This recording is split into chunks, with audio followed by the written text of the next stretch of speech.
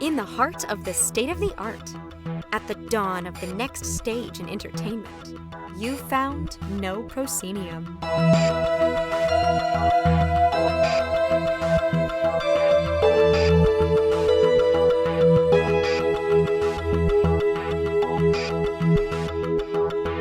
You have indeed found No Proscenium, the voice of everything immersive. I'm your host, Noah Nelson, and welcome to episode 420 of our ongoing exploration of the immersive cosmos.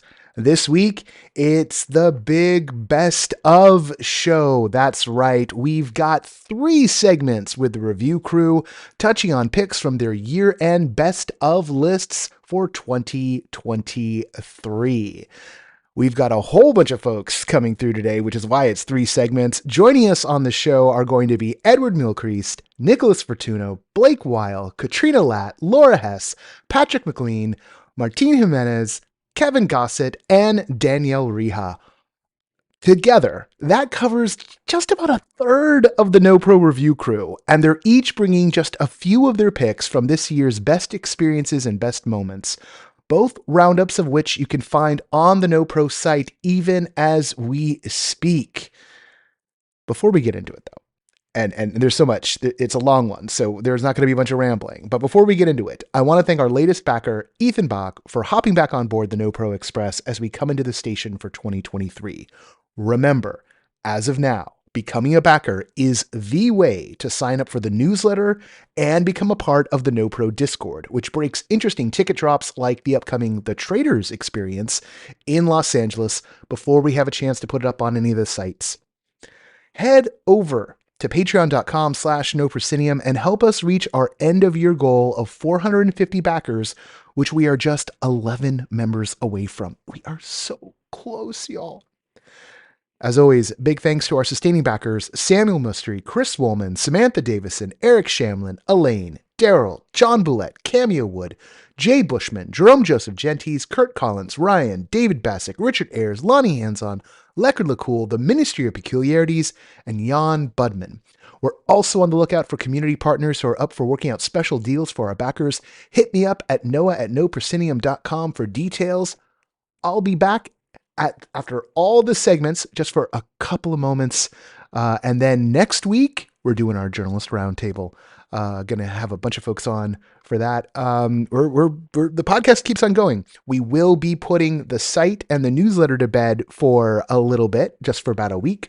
But the podcast rolls on. Why? Because that's just the way it's going to be this year. All right, let's go.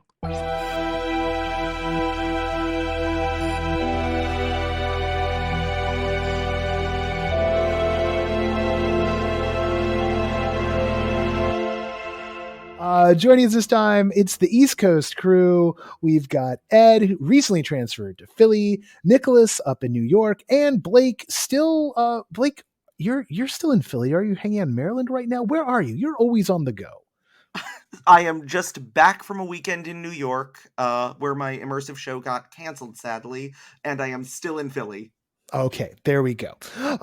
With that all in mind, we're going to run through the guys, both some of their picks from their best of, which is on the website right now as we're talking, and also from their best moments, which should also be on the website while you're listening to this.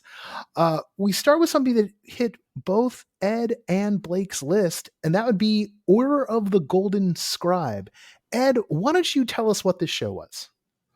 Thanks, Noah. Well, yeah, just to jump in, I mean, we've had such an amazing year of Immersive in New York City. Truly, there's been so much great stuff. We had Immersive Gatsby, a great big party in the 1920s. We had Here Lies Love, the big Broadway transfer, all this big budget stuff, the huge immersive things, to varying levels of success. Personally, I loved them both. I thought they were great. But for me, the show that really stole my heart was a much smaller scale show called The Order of the Golden Scribe. Invited to a tea party. It happens to be that the tea party is also the initiation ceremony for a cult. I mean, the classic combo there, tea, scones, and cult. But the combo there was fantastic because the whole show was so lighthearted, so beautiful, and so sweet, both literally and tastefully, I suppose. It was a sweet show. Sandwiches, scones, teas were served, but the whole show is a mix between escape room puzzle design, interaction, comedic timing. It's kind of a dinner show, but it's in the afternoon. It's lighthearted, it's family friendly, and it was truly delightful. It took place in the Cell Theatre, but this for me was a perfect show of something which could pop up anywhere, anytime, and would hit every single demographic. It's family friendly. It's appropriate for all ages. It's funny. Whatever you put in, you're going to get out. The actors were fantastic at delivering lines back to you. But yeah, like I say, a fantastic piece, and just humor, wit, and charm was the order for the day. You say anywhere and any time, but it does seem to be limited to tea time. I would think that'd be the most appropriate time for. Well, you're talking to a British man. Tea time is any time. Okay, No, it is a perfect understood. afternoon tea, perhaps. Yes. Blake, what had you putting this one on your list? So there's this moment that I'm sure that you are like familiar with going to any immersive things yourself, where you, at the start of the show, spy a incredibly shy first-timer in line. In this case, it was maybe like a 14-year-old kid out with his family that originally seemed dragged to this show.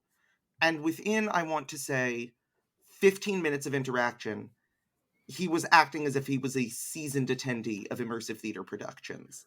This was a show that was so good at gently bringing everyone in on the fun, at having something for anyone at any skill level of interaction, of puzzle skill, of theatrical skill, something for everyone to do, and a lot of nice little breaks for tea and sandwiches between. Structurally, I don't think anything this year had a better rhythm to it. The fact that everyone had at least one moment that was your shining star moment where you got to be the main character. You had opportunities to support all your friends you came with when it was their moment to do that. And, not gonna lie, the food was delicious, and having a little bit of a tangible reward to each puzzle really added to a feeling of progress, a feeling of culmination to all of your efforts. Even if that culmination was just, the next round of sweets. So, for those reasons, I think it's definitely my pick for like a good for everyone show. This was the family winner of the year by far. Do you think there's a lot of lessons to be learned from like the structure of it, or does this feel like something that's singular to the people who made it? Ed's got a take on that. Yeah. So the clever thing that they did here is that you sit with your table, and your table is only 4 people. But immediately when you sit down, one of the seats had a secret message which said, "Run upstairs. Somebody wants to see you." And you meet somebody else, another actor who wants to sabotage and get in, and I think they were the press trying to work out what's going on with the cult. So immediately one person's getting a little bit of a nugget, something to give back to the table when they return. But whilst you're gone, the rest of the table are interacting with the cult people, and it's all working so well. But it's so smart because you're effectively in a team of 4. But as your table progresses, you see that other tables are progressing as well. And so you sneak a peek of what somebody else is doing. And suddenly somebody is standing up and looking for a book somewhere in the room. And suddenly you're inspired when it's your turn to go and do that. I think Blake hit it on the head there perfectly, where everybody had a moment to shine. Everybody had those aha moments where, look at me, oh, I found the thing. I have this moment. And it was so exciting to see that. And from a relatively new company, but with excellent puzzle design. It was all clever. It was all seamless. There was no moment where I felt that was cheap or something I'd seen before. It just flowed so nicely. Nicholas, I think you had something to add. Yeah, I saw it too. It didn't make my favorite list, but I liked it. And I think the thing that stood out to me as a sort of second lesson is that it's as I suggested, it's a lower budget show, but where they concentrated their energy was on, you do 2 things in the show, as Blake suggested. You solve puzzles and you have tea and eat. And they concentrated very, very nicely on making those assets very good. So the puzzles were very good. And then the tea was a tea. It was a tea with good treats, with good teas. And so you felt like if you read the card when you walked in and then you got what you got for the ticket, it felt very good, even though you could imagine a show that would blow out a lot of the other production features. They were very smart about blowing out the features that were critical to the show, and it made the show hold together really nicely, even as a small show. Like you didn't feel like you were in something DIY when you were in it. I love that note. Blake. One of the other notes I think we can take from it, so long as we're talking budget on a smaller show, is the elegance with which the set was designed. It started with this very, cultish, sparse white space with just a few hints of antiques and the occasional imagery of the cult. But as the evening progressed and more puzzles were solved, that introduced further color and chaos into the room, giving a really nice visual progression to the narrative. But none of this really cost next to anything. It was just clean whitewashed with white tablecloths and white paintings on the walls, handful of antiques, and then what happened as bits and bobs and props got introduced. Having a strong central design aesthetic that was seemingly tailored to fit scope, budget, and space really paid out dividends. Fantastic. That sounds like there's just smart choices being made up and down the line, and we love to hear that. Nicholas, we're moving on to part of your list for the year, and that would be maybe a slightly awkward moment here in a second, but that would be the incomplete collection. Happy awkward, by the way, everybody. Yeah, happy awkward. A member of Incomplete Collection is with us as we speak. Are they in the room now? Nothing. Yeah, so the Incomplete Collection is a small immersive show that takes place in something that's in a gallery. It's in an actual gallery space in Queens, but it is made up to be a gallery. But when you go into the gallery, the curator, who is your guide through the space, tells you that it is the gallery of ideas.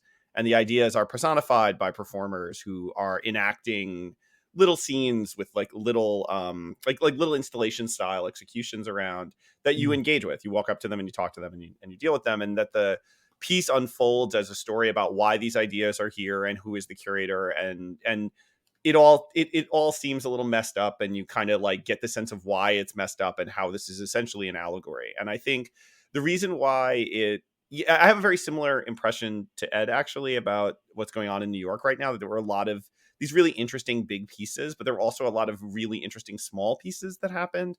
And the small pieces were the one that drew some more of my attention because they were essentially more innovative in terms of what they were doing. They really attacked something in an interesting way. And I thought what the Incomplete Collection did through the Link Dance Theater, who innovated it, was this integration between dance performance and theatrical performance. So there's a text, people are talking to you, you're doing a lot of like small conversations with people, but at various moments that are cued, they would break into dance pieces, and the sort of ending moments of the piece that are more scenes are these very, very tight integrations of dance and text at the same time.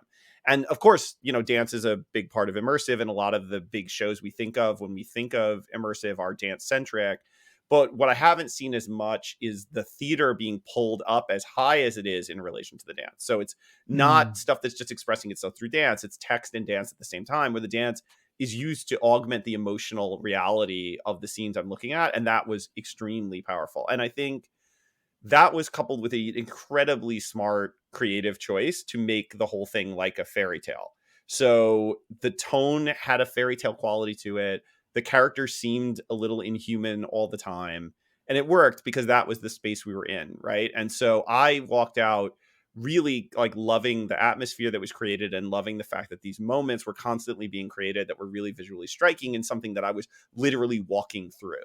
And I hadn't seen something that was willing to still be theater, but take all these lessons of the sort of big dance and haunted house style shows into something that could be like a little bit more, like actually quite a bit, I think, more intimate, but also have a much more salient story, because it had text that could carry that story. So it was just a really excellent piece of work, and it puts Link Dance Theater on the radar for me for anything that they do in the future.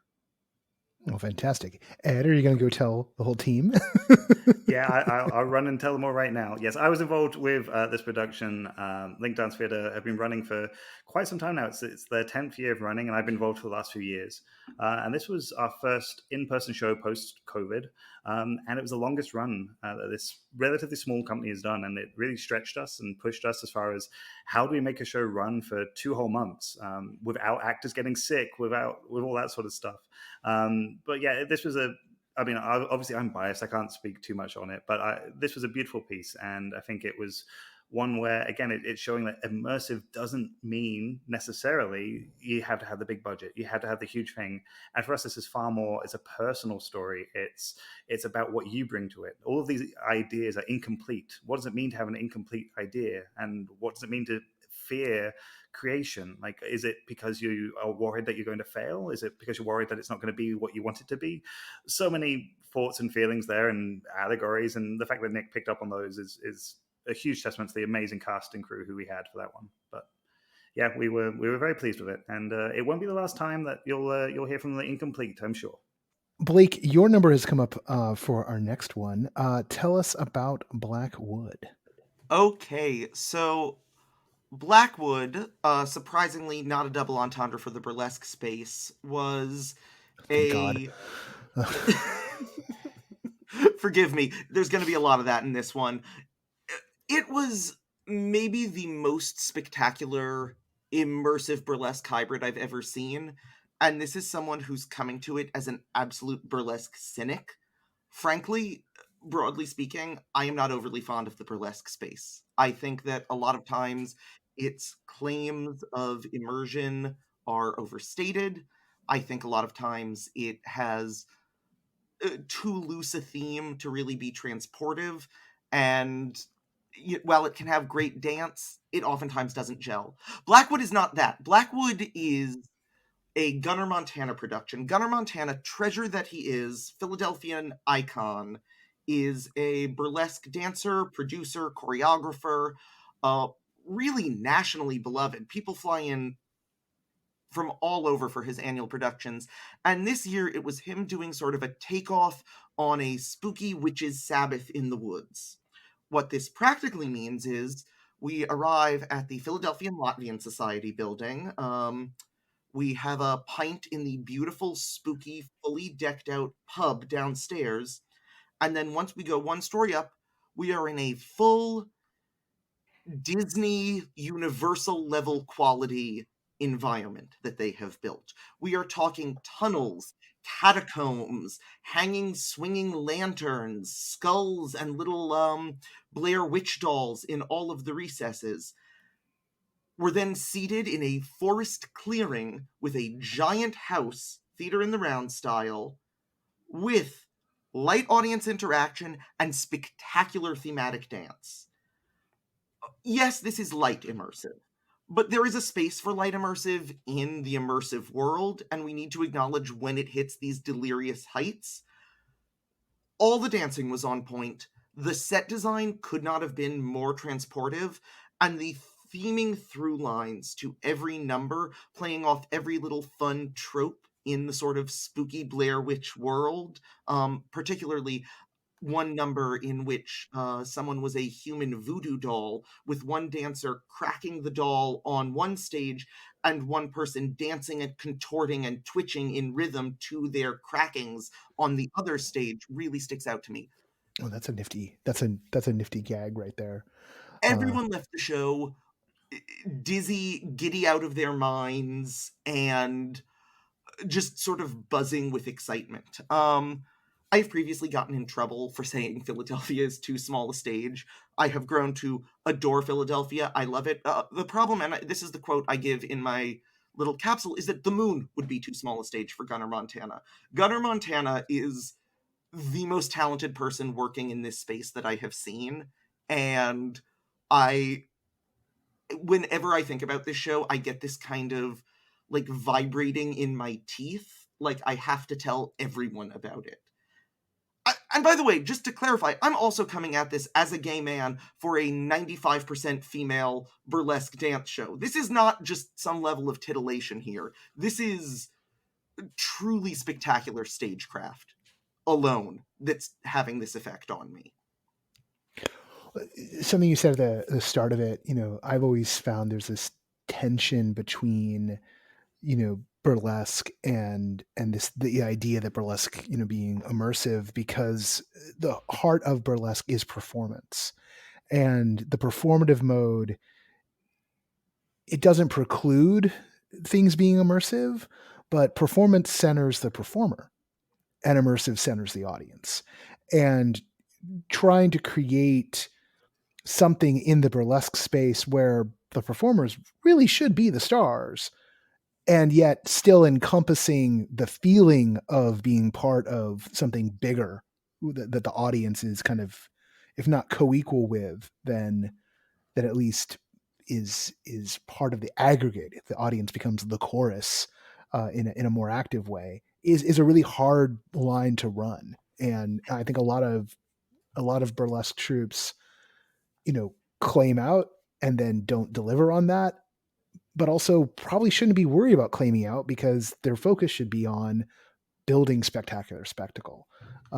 Because burlesque, when it's working really well, is an incredible spectacle. It can be very funny, as it is sexy, can be sad, can be strange, can be weird, can be disturbing.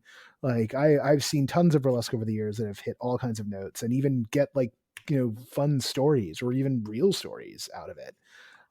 So but there is something that is like that desire to be part of the thing that has been hot, or that has this mystique to it of being immersive.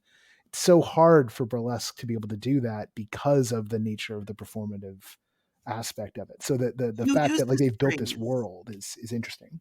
You use this phrase, audience as chorus, that I think really applies here Yeah. and is a strong descriptor for Montana's work. With this sort of witches' Sabbath vibe to the whole production, the audience is very much cast as victim to a certain degree.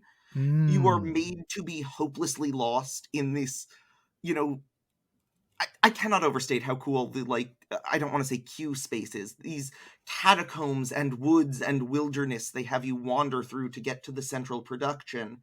And then once you are there, through a combination of lighting, performance, and dance, you are very much made to feel at the mercy of the performers in a certain way. Oh, very And cool. when I think about that, it's almost as if, especially with sort of this in the round staging, which is not in and of itself immersive, Mhm. but by watching the rest of the audience as their reaction to the show, you have now created a situation in which you are observing them, they are observing you, and we have created this sort of communal space to experience it. And that harmony that buzzed through the show is really a core of his works. I know his last work, which I'm fuming that I didn't get to see, Bathhouse, Montana. I believe that was his last work. Very much did that in the absolute opposite direction. It was fun, it was festive, it was frankly a little bit kinky, I heard, but you were brought in to a sort of joyous space to be very much contributing to an atmosphere of revelry, where here you are very much contributing to this atmosphere of oppressive kind of spooky fear that just sort of pulls the tension so taut, especially when so much of the dance is aerial based. There was a hair suspension artist at one point. Truly, spectacular stuff. And that tension that the audience is providing carried it through. There was a distinct back and forth between what the performers gave the audience and what the audience gave back to each other in addition to the performers. Sounds like quite the rite you got to be part of. Ed, we're gonna flip over to one of your selections, which is as much about a place as it is about a given show. Take us through that. Absolutely. This one's my little bit of a cheat for the year, and I apologize, but this one for me is important for us to recognize given the recent announcement that's come from this building. This is the McKittrick Hotel roster of productions in 2023. I'm sure there aren't many people listening who haven't heard of the McKittrick Hotel. This is home to Sleep No More in New York City. Been running for over a decade at this point. So many incredible performances.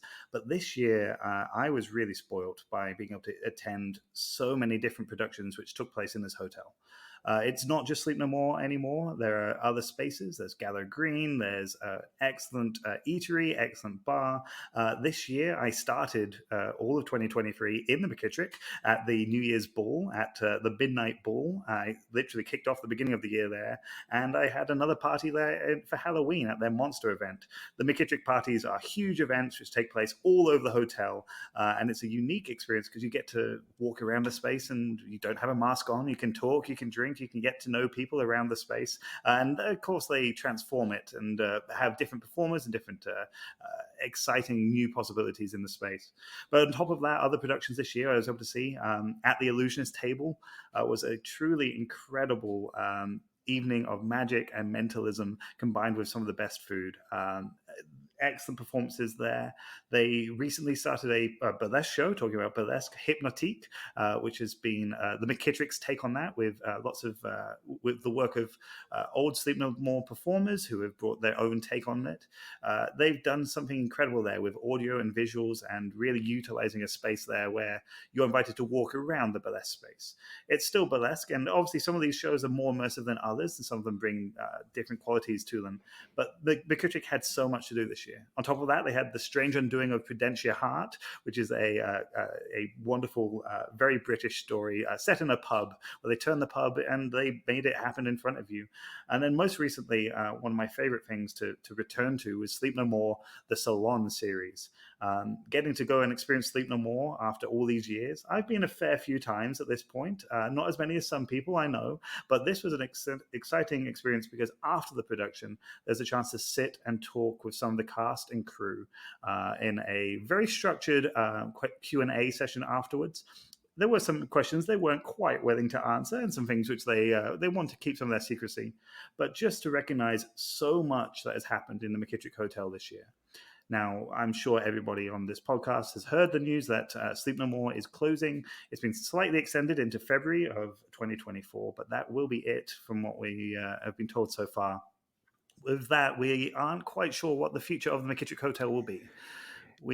Unless Noah has more of a scoop than I do.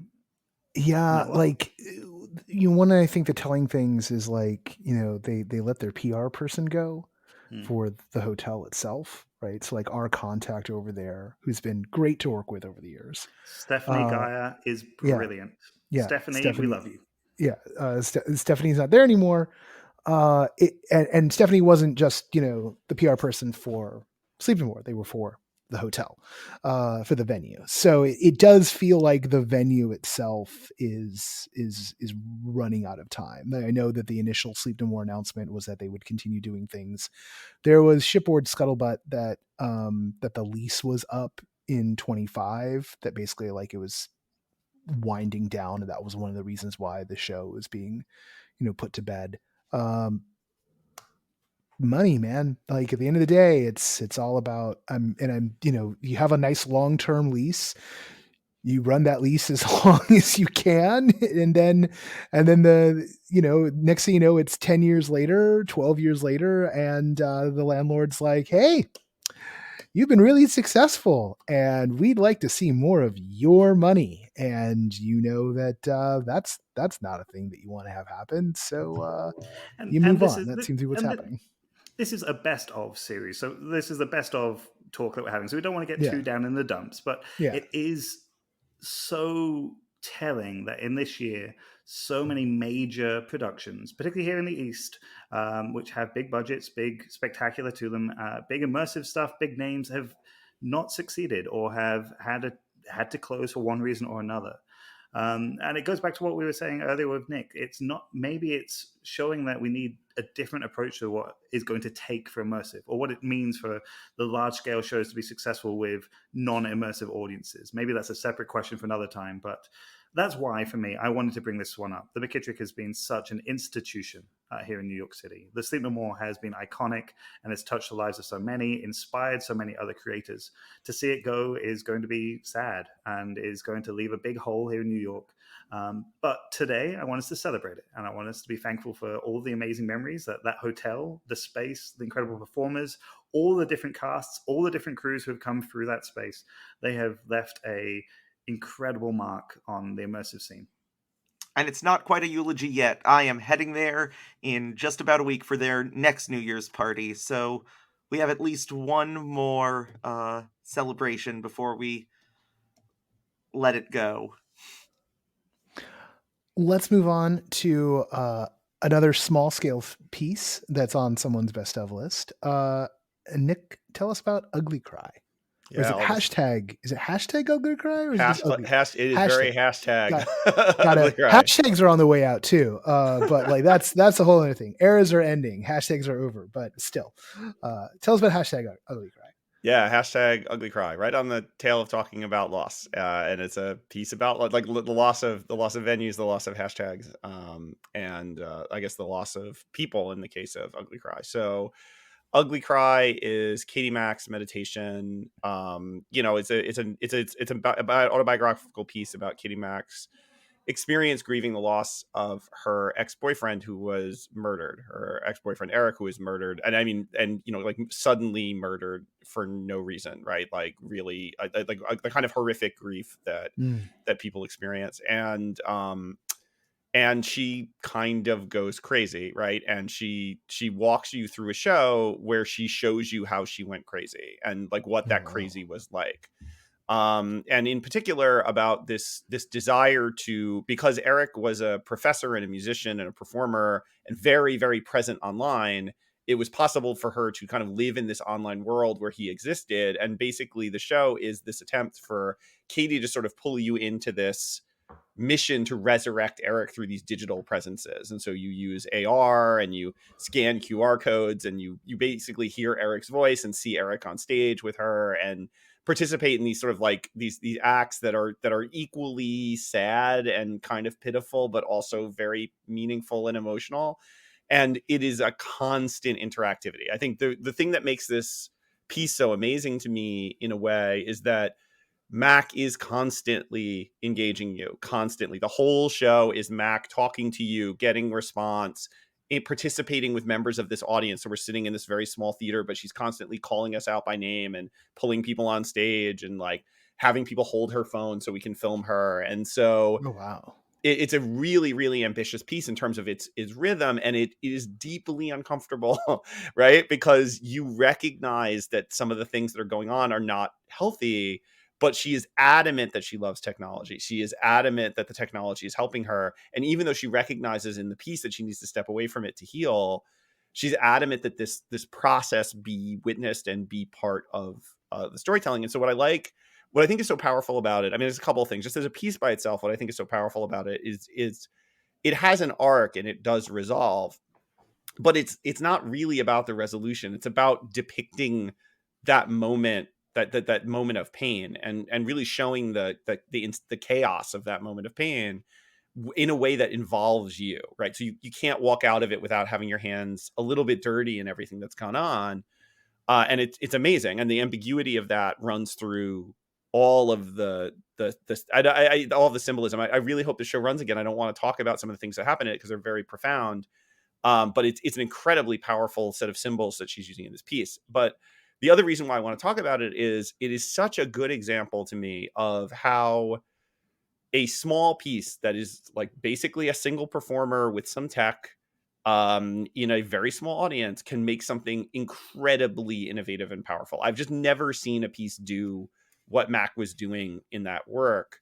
And of course, it was born out of a very particular story in her life. But I want to talk about the artistry of it very specifically because it, to me, is like a sign of, what the potential of the form is. You can, as a single performer with some tech, make something radically innovative and extremely powerful. And I really just want to commend Mac for like what must have been a very challenging design process, not just in terms of the emotional weight of it, but just the how much she was experimenting with and making work, and that she nailed it is incredible. And I want to see more artists do that.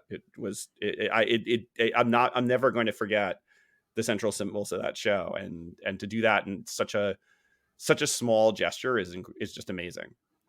It sounds like such a fantastic piece. It's one I didn't get to see, but a few years ago we had Say Something Bunny, which was running here in New York City. Now, similar idea, a single performer, but that was fantastic because that was looking at historic records. That was fine. The premise there was a found record, found series of tapes, and so it was a past history, and discovering the family, discovering what came out of that. But then to look at this piece is then fascinating as something which is a present history. Like it's literally happening right now, and seeing that grief and seeing that emotion and how social media plays into that. I think that must have been just fascinating. Well, and there's this element here, particularly with like, the elements of social media and the way that already is like a fragmented experience. And to be truthful to that, you have to kind of like explode it out and then find a way to stitch it together. And it's going to be interesting to see as people, try to incorporate, and it sounds like a really successful incorporation of that, try to incorporate this thing that's a fundamental factor in our lives, but that kind of strains against the truly traditionally linear nature of storytelling. But like, that's not how we don't even get to experience time in a linear fashion anymore. Right. Like who has an hour where they get to just do a thing for an hour? It's a very rare, you gotta really be defensive.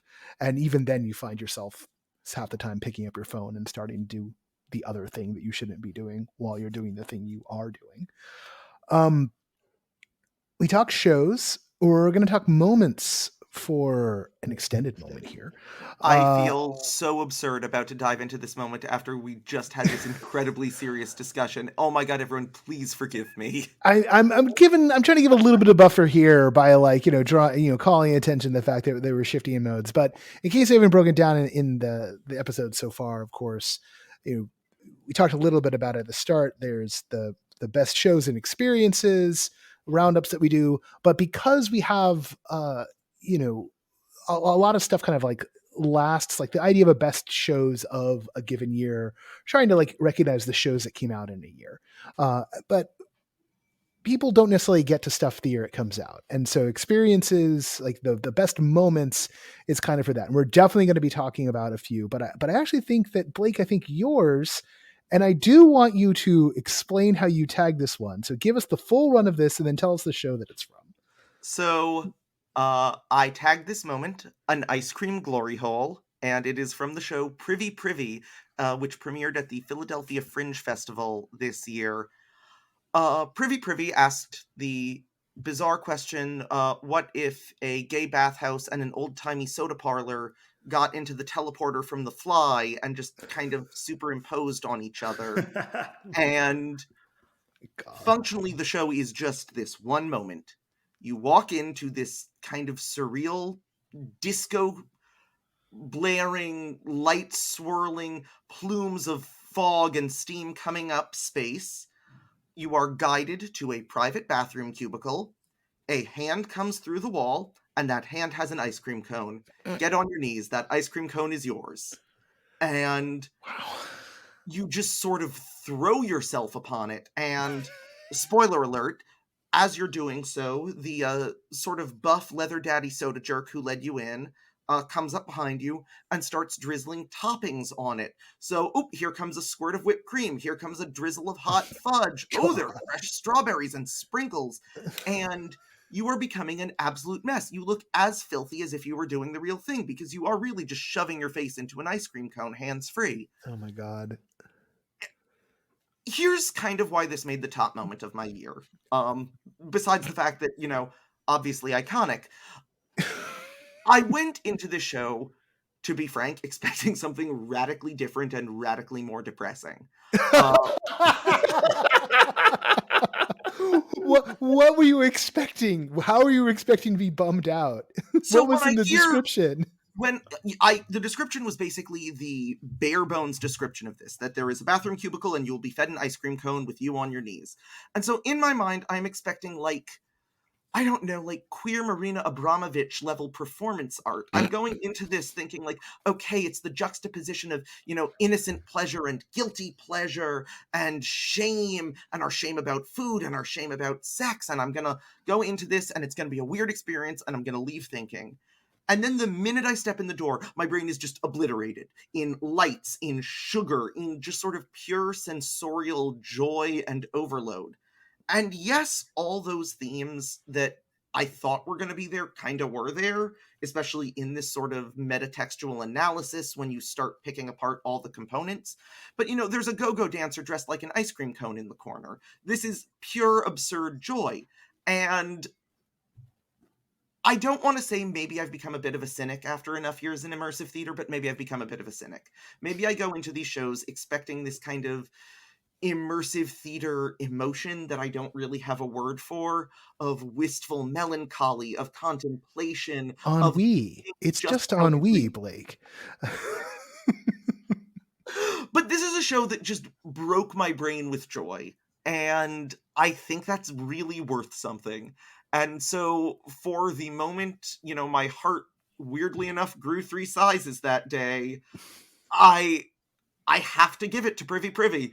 It was a weird, spectacular experience. The ice cream was delicious. I left looking disgusting. You only get your wet wipes after you leave the room, so the entire line waiting to go in kind of sees you dripping. It's really an interesting experience. Wow. Like the visual of someone coming out and just being covered in like a sundae, basically. Yeah. It's Double Dare. It's like Yeah. queer adult Double Dare. Queer adult Double Dare. Jeez, there you go. There's the box quote, or there's the poster quote for if they remount it. Spinning in an entirely different direction, and for a show that did not open this year, and a show that actually has been going on for a while, but that Nicholas went to for the first time this year. Nicholas, tell us where your moment, or where one of your moments, because we're gonna get into another one in a second here, but where your moment for the year was. Yeah, so the moment I'm talking about now came from The Willows, which is I think quite well known, especially if you're on the LA side of the immersive scene, like a very well known, very long running show. And the top line is you are invited to a dinner party to celebrate and commemorate the death of a family member of the Willows family, Jonathan, that then gets weird and complicated and very effectively scary. In the podcast actually that you did on Spooky Season, I think you said, Noah, that it's like the A24 version of horror. I think that was your line, and I think that's exactly right. Yeah, an A24 Addams Family is sometimes how I describe it. Right. Yeah, and I think that's like a dead perfect description of it. And I saw it for the first time this year just because I've been desperately trying to see it for years, and finally, like in one of these pitiful, like, I am going to fly to LA basically for the excuse to see the Willows kind of moments. I just saw it. And it got a moment that like a really priceless moment for me, which I think sums up why I think the Willows works. And so the moment, and I'm going to keep it very minimal because I think what happens in the Willows, you should see in the Willows, because like the surprise of some of the stuff is really powerful. But but I'm going to spoil one, and I apologize to the show. I apologize to the actor in the show. There's a scene where Angela, who's the daughter of the family, I was in a different scene, and Angela, who I've been interacting with a lot in the show, pulls me aside and says, "I need you. Can you help me with something?" And I say yes, and then asked if I can trust her, and I say, well, I have no reason not to. And then she makes me promise to keep a secret, and then we walk into a set of rooms, and she's telling me the story as we walk into the set of rooms that her brother Jonathan hung himself in one of these bathrooms, and she's tried to find him in every bathroom, but this is the last bathroom she's tried, so she thinks he must be in here, and so she wants me to help her do this ritual. And the ritual involves, and this is the moment, me sitting in a tub in a room that, again, is maybe 2 feet longer than I am if I lie down on it, and I could probably touch both walls from sitting in the tub, right? And this is important when I describe the scene. She hands me what is the suicide note of Jonathan to the family and has me read it as she sits next to me. And as that happens, sounds start to occur around us, and the lighting starts to shift a little bit. And then Angela panics and runs out of the room. And when she shuts the door, I have an experience of like sound and purple lights coming through mist all around me, and what sounds like something approaching me from the dark walls I can't see. And this goes on for an amount of time. I don't know how long. And then suddenly someone bursts into the room, who is Deirdre, who is is a servant of the family, and everything just stops. And Deirdre's like, "What are you doing here? Get out of here!" And she grabs me and pulls me out. And that was incredible, right? And it was incredible for two reasons. First of all of the performers are so present all the time, and in constantly interacting with you in these like very, very short improvised moments, and holding the narrative all the time. And so everything that Angela had built with me up to that point, and I apologize, I don't know the actors' names, but everything that Angela built with me up to that point, in getting me into the tub and sitting with me at the tub as I'm reading this very disturbing letter, built the horror of that scene. But the second piece of it is like, the things that were happening were like 3 feet away from me, right? I mean, they must have been. The room is so small, and it looks like a bathroom when I walk into it. And who knows what kind of like mesmerism went on there to get me to not notice like the obvious light or whatever. But like, I didn't see it. And I went into that piece thinking like, if they're going to do horror this close, I'm going to see the seams, and I'm going to have to suspend disbelief a bit to like put myself through this. And I have done that even in good shows, like even in good horror things, there are beats where I'm just like, I'm going to glide over that because if I look really hard, I'm going to see it break. And I did not see it break. Oh, like, wow. I did not see anything break. And so I was just constantly waiting to be let loose from the universe. And I eventually just started LARPing in the Willows because I was like, this universe feels so real to me. I'm just going to start having real reactions in it because I don't know what else to do. I don't feel like this is a haunted house.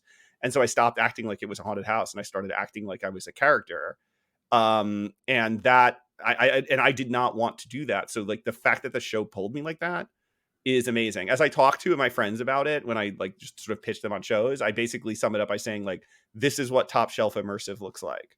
Like, if you want to see top shelf immersive at every beat, go see the Willows. That is performing at a performance level, at a production level, at the highest level that I think an intimate thing I've ever seen can. Well, word. Well, I caught the show a couple of times over the years and through a couple of its iterations. And just because it felt wrong for me to like grab the jump seat on one of the shows. Like for the past couple of years, I haven't like taken them up on the offer to like come through. But you saying that makes me want to see just how far the show has come, because I'm certain they're going to bring it back in the fall of this year, because it's kind of JFI's signature fall show at this point. They used to do Creep, but now I think they focus on the Willows because of a variety of factors, mostly because they love doing it. And so, yeah, now I need to see. Also, I haven't gotten that track. And also, I'll quiz you on some stuff, and after we record, Nick, we're going to figure out which Angela you got. We'll figure that one out. I know a couple of the actors. I'm curious who was your guide for that. We're going to stay kind of with you. We're going to stay kind of with me, and we're going to bring Ed in on this because another thing you brought up for a moment, and Ed, something you tagged as show, but qualifies this moment because of when it opened. Is, to no one's shock, Star Wars Galactic Star Cruiser. And we've talked a lot about Star Cruiser on the show over the course of the year. I've waxed poetic a few times. Nick has. Ed, I think we got you in at one point. I will just, in the retrospect of it all, the thing that I go to the most, and it was the moment that brought me into Star Cruiser as a fully fledged experience, was, of course, for those who don't know or remember, Galactic Star Cruiser was the 2-night, 2-day, 2.5 day, depending on how you count time, experience at Walt Disney World that posited you being a guest on a cruise liner in the Star Wars universe. It's a anniversary cruise for the shipping line. It's the first run to Batuu in however long period of time. And of course, because what could go wrong? Well, everything goes wrong. The bad guys show up. They take over the ship. There's a hunt for spies, the whole 9 yards, and it all culminates in a lightsaber duel between Rey and Kylo Ren over the possession of both the fate of the ship and an ancient Jedi artifact that could maybe turn the tide of the seemingly never-ending war between the forces of light and darkness in Star Wars. From the outside looking in, and unfortunately the way Disney set this up on the marketing side, there was a lot of outside looking in. Any given component of what they're doing at Star Cruiser can feel like, well, that's dinner theater, or that's some weird attraction you'd go to in the mall. It's only when put in the context, and that context being these incredibly committed actors who are the thing that makes you buy into the reality of these objectively silly things that you're doing. And for me, the moment that was so critical was within the first couple hours of us being on the ship, and Nick was, in the crew that I was running with, a number of us found ourselves in the outside atrium, which was the climate simulator, quote unquote, which is really just the back patio of this building that was built with a wall high enough to obscure the fact that you were sitting in a parking lot just outside of what I will always call MGM Studios, and is called something else, but I'm old. So one of the theme parks down there. And they'd all been decorated with like the space plants from Batuu. And, the idea was that the ship was simulating the climate you were going to, not that you were standing on a back patio. And so we're out there maybe like 20, 30 minutes after the first needle drop moment, the beginning of the story where they've brought everyone together and you get to meet some of the characters. And we're just futzing around. We're scanning things. We're, trying to figure out, well, what is it we're actually supposed to do?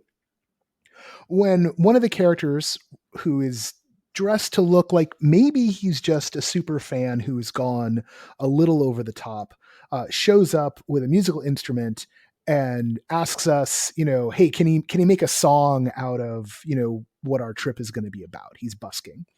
And in that exchange, we wind up making up a song. And I went up helping him make up a song in an alien language, and get it all on video on the iPhone. And it was just such a wonderful moment of playing with a performer, of leaning into my ridiculous knowledge of Star Wars, and of just being able to just have a moment where we're all just committing to the bit.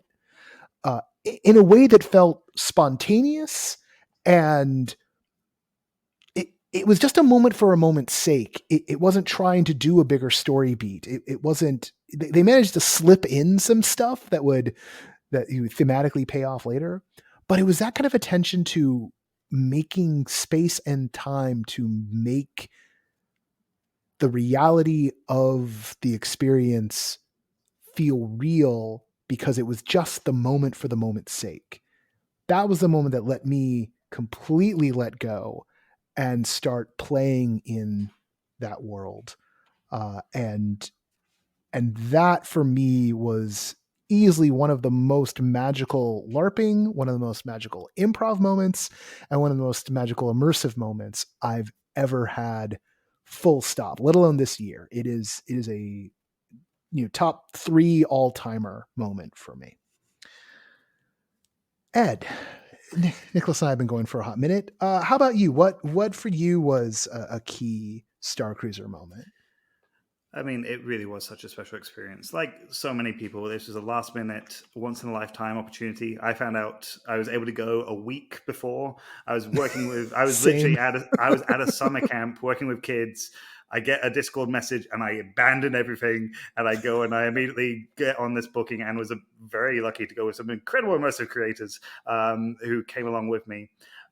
I've been getting more and more into LARP over the last year, and I love the art form. I love to see where it's going. Just a quick shout out to Burn Bright Young Things, Head of the Family, Monstrosity, and Intercon, all incredible experiences which I did this year. You're all brilliant, and if I could speak about you for hours, I would, trust me. But for me, this was such a beautiful experience because this is LARP done well and LARP done right, in that it really is so flexible to the needs of you as the audience member. And there are different people who want to engage in different levels, and that's great. Like I say, I work with kids. That's my day job. No one laughs better than kids. They are so ready and willing to jump in and be who they are. So my favorite moment, so whilst we start the production, whilst we start the show, the weekend, however long it was, I noticed that there was a couple of kids, and there was one little girl who was dressed as Rey Skywalker, like completely dressed. She had the hair done, she had the outfit and everything. And I noticed her the first day, and she was great. She was sweet. She was doing her thing. Cut to day 2, and Rey Skywalker, the actual Rey Skywalker, makes it on board the ship. And my head is, I know this is an actress, right? I know this is make-believe. My heart 100% believes this is Rey Skywalker. Like, I was invested. And so Rey meets little Rey and says, "What's your name?" "I'm Rey." "What's your name?" "I'm Rey." And throughout the rest of the show, they were Rey, and they were inseparable. It was beautiful. It was so sweet. There's a scene later towards the end where a select few go to a space with adult Rey, and Rey has a special secret to share. But as she does, she turns to everybody in the room and says, "What do we do? How do we defeat the darkness? What can we do? How can we make it through all this?" And she turns to little Rey, and little Rey sits up straight, so proud, so bold, and says, "We have to beat them. We have to believe. We can't give up hope. We have to keep going." And I, along with every other adult in the room, start tearing up. Like, it's just beautiful, and it's so pure, it's innocent, it's 100%. There's no cynicism. It is just, this is Star Wars, and this is a kid expressing what has to happen. Now, the rest of the show happens, and it's fantastic. And as we get to the very, very end, I see little Rey, and she's with her family. And for the first time, I realized right now she's sitting in a wheelchair, which I hadn't seen her do at all the rest of the weekend. But anyway, I went up to the mum and I said, "Look, I want to be respectful. I want to just, can I say hi to little Rey?" So I did. And I said, "Hi, Rey. I just want you to know you were one of my favorite things of this whole time. I hope you had a good time. It was so great to see you meet Rey and do all of this. Did you have a good time?" And she turns to me and she says, "Oh, it was amazing.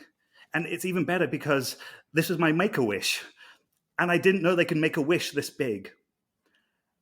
And I tell you now, and I get tingles, and like it took everything in me not to break out and just start crying immediately there, because this was live action role play. This was interaction. This was a lived experience. And for this incredible kid who I hope is doing the best of best things right now, this was a transformative, moving experience. And I told this story to my wife when I got home, and I just burst out and sobbed because it was beautiful. It was not about anything other than play and interaction, and seeing this world come alive for this kid, and seeing her do it made me want to do it even more. Star Cruiser has gone too soon. There's all sorts of things there. There's lots of things which we can tear down and things which we can analyze and say, what if, what could have been? But for me, it really was just such an incredible experience. And that's why it was, without a doubt, my most moving and best moment of the year. Nicholas. Oh my, are you kidding? Are you kidding? You gotta follow that. This is unfollowable. You've sunk us, Ed. You've sunk us all. Yeah, I did a thing at Star Cruiser. What? Well, I mean, look, like, we all get to have Make-A-Wish kids, like, like plump up our anecdotes. Like, yeah, Ed, you gotta warn, man. I'm sorry.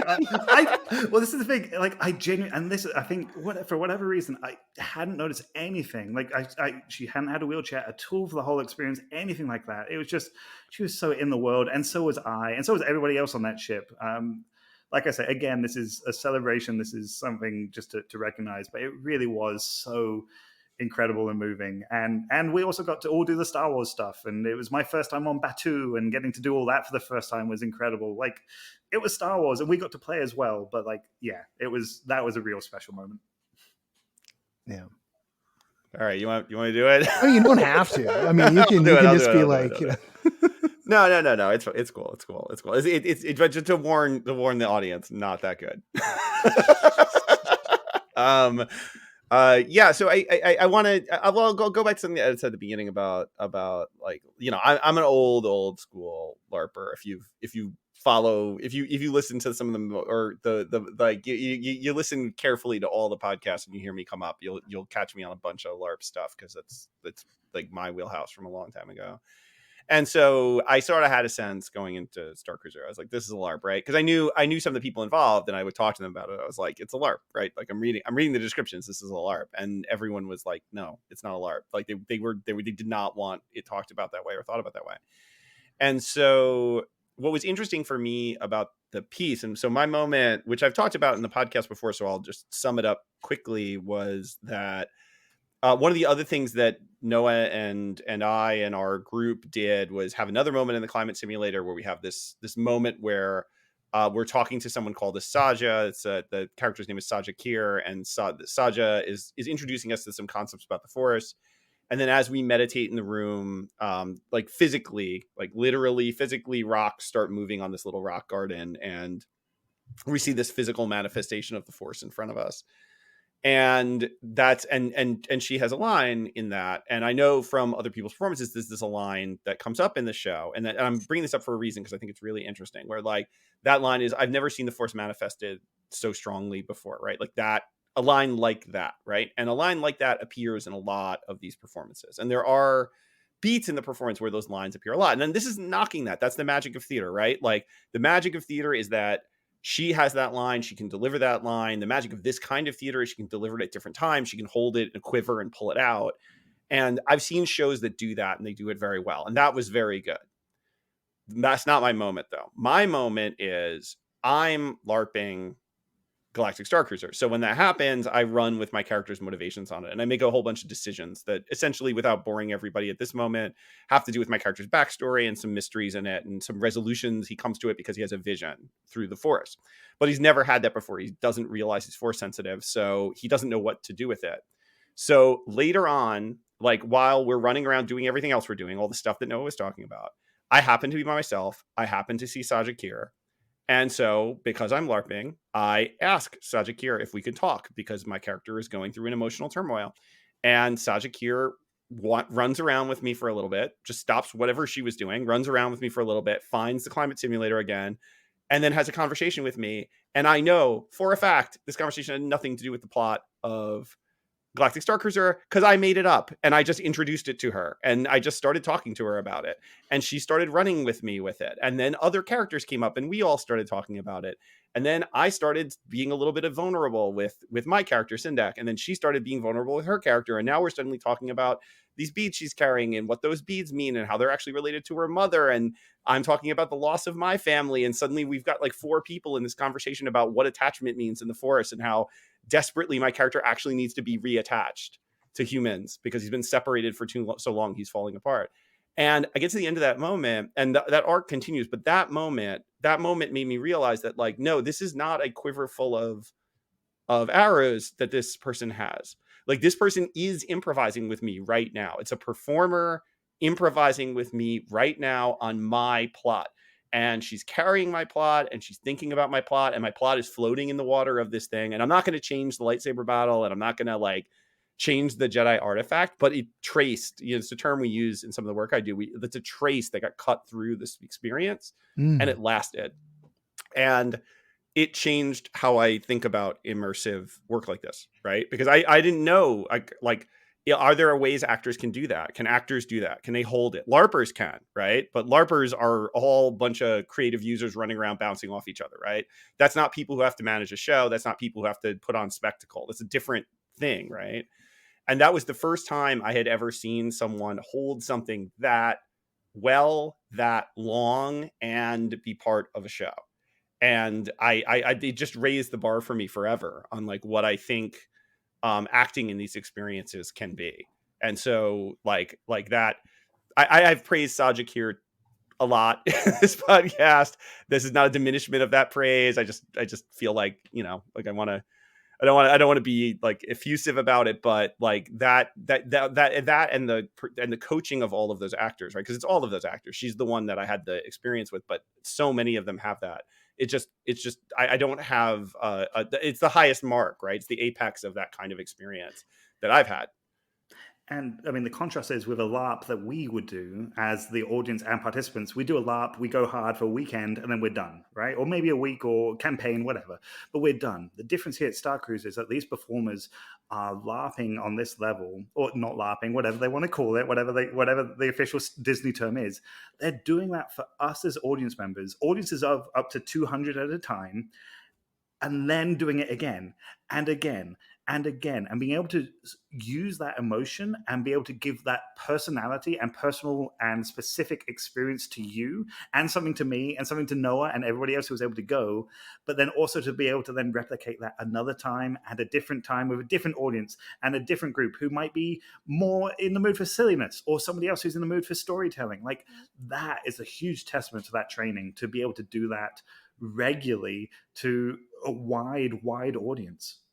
Well, and that's the thing here, right? Is like, what's interesting about that show is that a not small percentage of the audience is LARPing, and for them it is a LARP. For those performers, it's theater, right? For some other part of the audience, it's just dinner theater stage show they're watching, right? Like, that show, it's 5 different shows all at once. And the linchpin to it is that it is pure commitment to the moment, pure acting in the moment on the part of the actors. And the fact that they not only can be in the moment with someone who's delivering, like trying to drive some LARP plot action, but also deliver what the show is about at the same time. And I see like a mirror image of that. I always think of this moment years ago. I saw Third Rail Project's The Grand Paradise within like twice in 72 hours. And there was this one scene that I got, the same performer for twice. And she managed to commit perfectly to the moment each time. So it felt brand new while she was giving us this ritual moment. And then I also got to have her at the end of the show one time, having had someone else at the end of the show previously, where there was this kind of this magic trick of like taking up water and wringing it out and like it disappearing, the whole thing. They had this little speech to it. And on the first night I saw it, I got someone who didn't really, it was a performer who wasn't committed to the language. I'll just put it that way. And then the second night, 2 nights later, it was this performer who had managed to like do this one bit with full conviction each time. This bit that was interactive, that was on the poetry. And then here we were in this closing moment with her, and she just nailed the poetics of it and the small interaction of it, and made me realize how much a performer can bring to a moment that is scripted, that happens over and over again, or particularly with like Saja Kier, with that particular actor, hearing people have like the same reaction, different people having the same reaction to like moments with that character, and how that actor grounded them in that, to use your quiver metaphor, right? Like that's in that performer's quiver, but that's the testament to, as Ed was saying, the training, to the structure, that the structure is creating spaces to make those moments, and the actor rises to the challenge of delivering that moment. And that, more than anything, is what this form affords for, and what makes it so valuable, and what makes it worth spending the money, the large amount of money for, because you're not going to get that just going to see Godzilla -1, a spectacular movie, or going to see, Poor Things, which I still need to see, right? Like whatever movie's coming out, or going to see Hamilton. You're not going to, on Broadway, you're not going to get that. You can only get that here. And it's these peak experiences. All right. This may very well be the end of the show, the way it goes, but it all depends if we end another segment on Star Cruiser. So, Blake, Ed, Nicholas, thank you all so much. Blast. Yeah. Yep. Thanks for another year, everybody.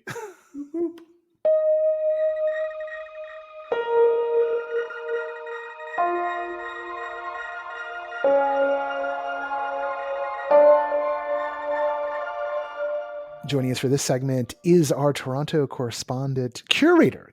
We bumped you up to curator this year, Katrina Latt. Katrina, how's it going? It is going wonderfully. It's been such a great year. Fantastic. Good to hear. All of your top 3 picks for shows and experiences are on the website as people are listening to this. I'm going to have you talk about 2 of them and then also let you touch upon your experience for the year, because we kind of did a whole podcast episode about your experience. But let's start off with the or it's not with the experience, with your moment. Let's start off with one of the shows. And I this was a show that when I read your review of it, I was like, I so wish I could see this. And that would be No Save Points from Outside the March. Tell us about this show and why it became in your picks for best of the year. Yeah, for sure. So I think one of the things I love most about immersive theater is how it really puts us as an audience within the shoes of what's going on and really, I mean, for lack of a better term, immerses us in it. And of all the shows that I saw this year, No Save Points took that power of immersive and utilized it in such a strong, powerful way. For those of you who are not familiar with the concept of it, it's a autobiographical one-man show. Sebastian Hines talks about his journey with his mother's diagnosis of Huntington's disease and tells a story through a series of custom-made video games that the audience actually gets to play by controlling Hines within the games themselves. So it's really cool technology, really powerful performance, really powerful writing. I cried, I laughed, I bought tickets again the second time around just because I wanted to see it another time and share it with other people. I probably got 5 or 6 people within my network to go and watch that show. And I wish that more people had seen it just because of how incredibly powerful it was. What, if anything, was the moment that made you realize this was something special? I think they do something really clever in that there's, I think, 4 different custom-made video games that they use, and they are of increasing intricacy and increasing amounts of audience participation. So at first, they're kind of easing you into it with a very sparse set design. But when the second design of the second video game comes around, and it's lights and colors and lots of movement, that's when it really clicked to me that, hey, this is something super special.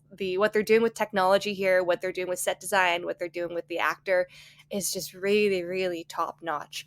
And so I loved how they kind of eased us into it or familiarized us with the concept of how to control the game first, and then went all no stops and just went for it with all the flashing lights and color and joyfulness.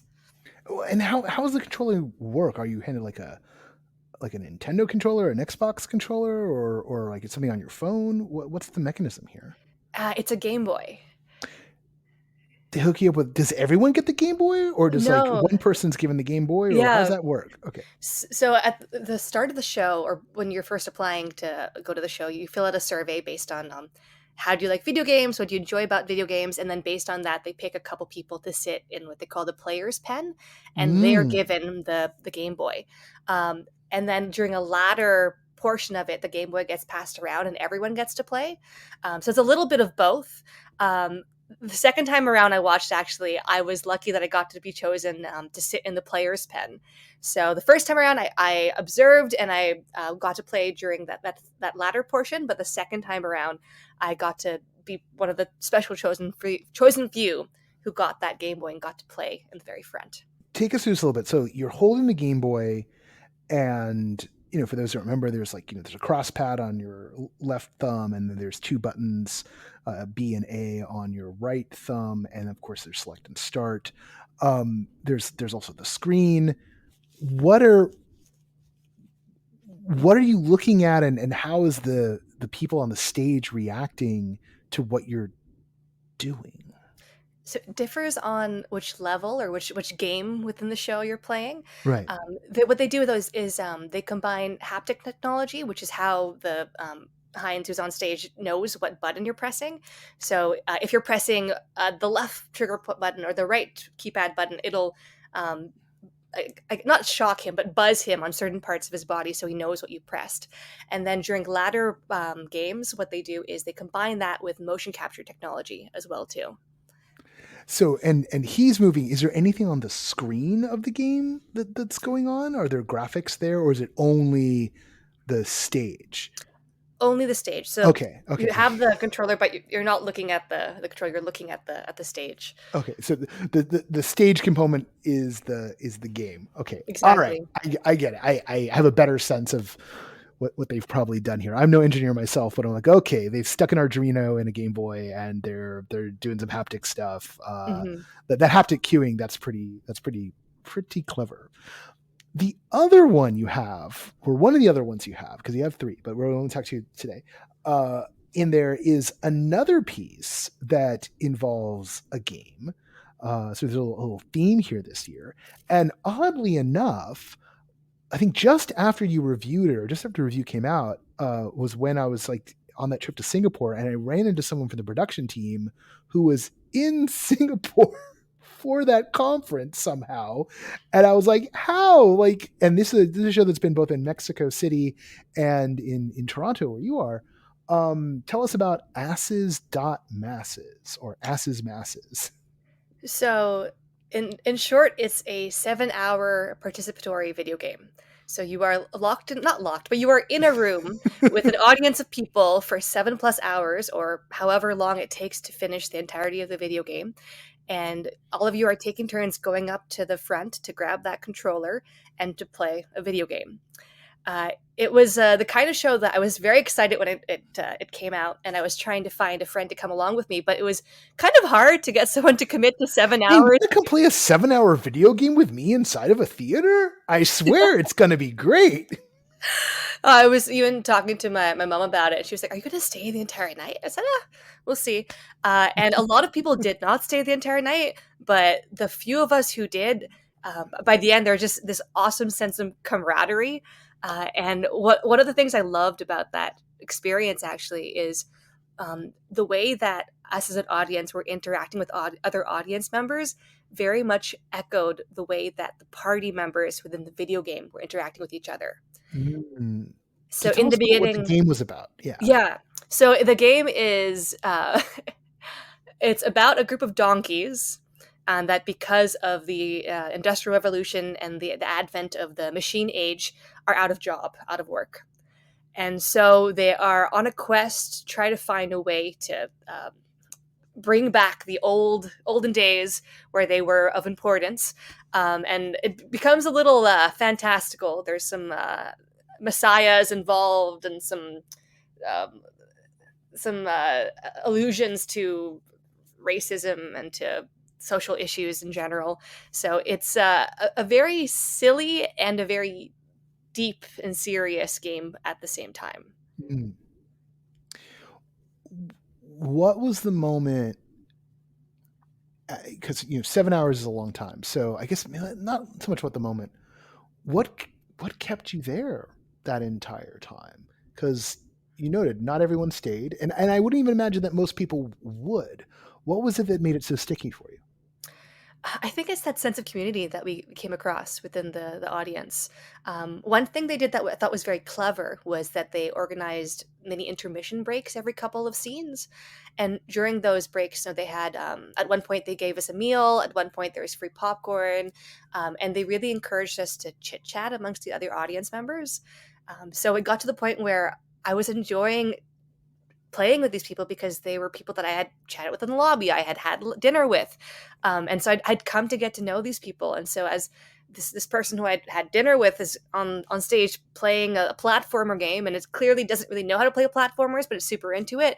The entire crowd is just cheering along and just having so much fun because we're all really in it together. And I think that's the power of Asses Masses, and that it takes that communal experience and really heightens it. And that experience is also very key to the game itself and some of the storyline of the game itself too.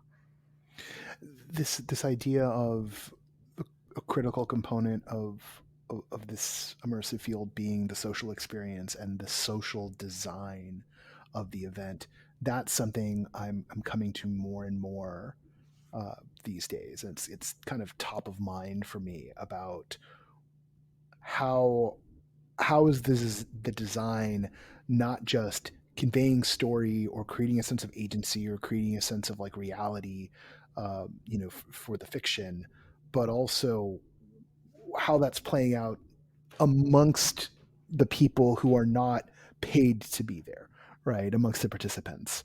That feels so key.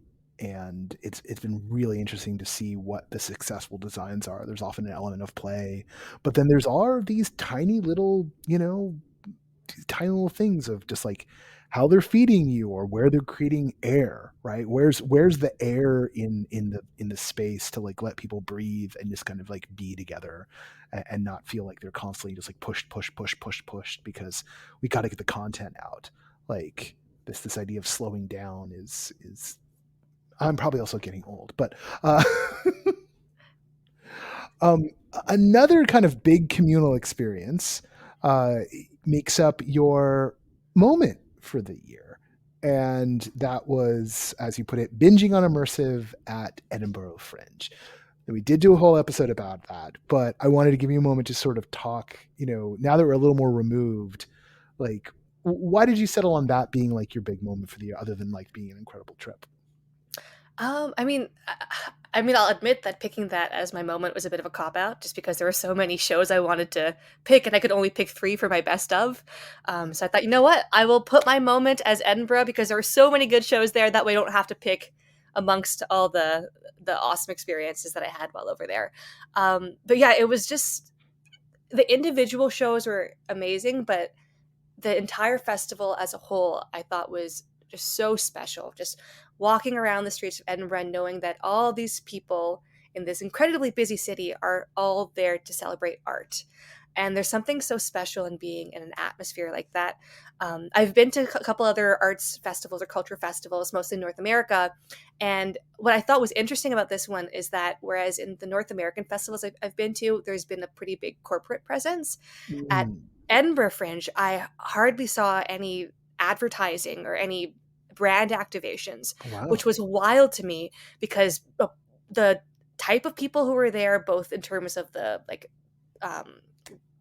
salary demographics and the number of people who were there, they could make a killing in terms of brand activations or selling corporate space there. But it wasn't like that. And there was just something so lovely and pure about that. Oh, what a dream. Mm-hmm. That does sound wonderful. Well, Katrina, thank you so much for doing the Edinburgh coverage this year, for taking the reins on being up there in Toronto. There's so much going on up there, and I know you've gotten to like a couple other parts of Canada as well over the course of this year. It's been such a boon to be able to know what's going on in that area, and because there's a lot of really inventive work happening right where you are. So I just want to thank you for holding the fort down, and yeah, I'm glad you came on the end of year show this year. Happy to be here and happy to be able to talk about how great Canada is for all of the NoPro audience.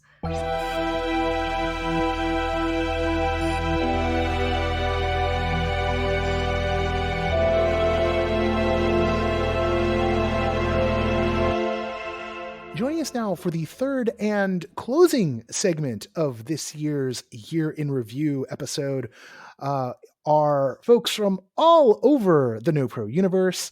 Laura Hess, our arts editor here in LA. Patrick McLean, our remote editor and Chicago curator. We've got Kevin Gossett, who's our LA reviews editor. Danielle Riha, is that how you say it? I got it right? Okay, I got your new last name right. Your married last name. Coming from Denver. And Martin Gimenez, our roving reporter, who's also based in Los Angeles. And the team is sharing stuff from all over the land. We are kicking this one off by going through one instance of a best experience from everyone, and then looping through best favorite moments. Laura, you drew the short straw. Tell us about one of your best experiences of 2023. Yeah, I'm excited to talk about this one. This will come up later towards the end of our conversation when we dive a little bit into state of the field and the future of immersive. So this was On the Wings of Hermes, which was created and presented by the very storied heritage luxury French brand Hermes. And there was only one US stop. This was in Los Angeles. This was over the summer over at the Barker Hangar in Santa Monica. And so this falls under the umbrella of experiential marketing, but in a really interesting way. And the basic premise, it was an invitation. It was billed as an ode to daydreaming. And it was based on the Greek myth of Pegasus and his 7 foals. And they all need to figure out how to fly. And they're going to do this by tapping into their individual magic. And so you have this, you have 7 vignettes within the Barker Hangar. There was this very lush, black, theatrical, velvety space that consisted of 7 stations, if you will. And each station had a miniature set, and then lofted above it was a screen. And within these 7 vignettes, some of them were more lyrical, some of them were, quite charming and hilarious. One example that kind of made the rounds when people were referencing this production was one of the iconic handbags of Hermes. There was a bag opera. And so these are puppeted by performers. And there is of the miniature sets, they move into action, and it is simultaneously being filmed, and then that is cast to the screen above. And so all the special effects, all the behind the scenes moments, whether it's a fog machine, whether it's the performers themselves, if you're looking at the miniature set, you're seeing it in action. You're seeing the full picture of what is happening, all those theatrical elements. But when you look up to the screen, and it's just what the camera is recording, it captures its own specific magic. So it is this very just interesting, I haven't really seen anything like it, blend of dance, of moving objects, of puppeteers, music, cinema, in what they then called a 7-part play. It was extraordinary. I can't speak highly enough of it, because I think it's easy to discredit a luxury brand like Hermes, or that it's experiential marketing. And this was true creativity. It was flawlessly executed, and it was a real celebration of imagination. What was a lot of superlatives in there, but what for you was the moment when you felt like you were, in the presence of something special? When did that click in for you while you were there? I think it clicked in with this kind of split reveal of the specific magic within the theater, and then the specific magic of the cinema.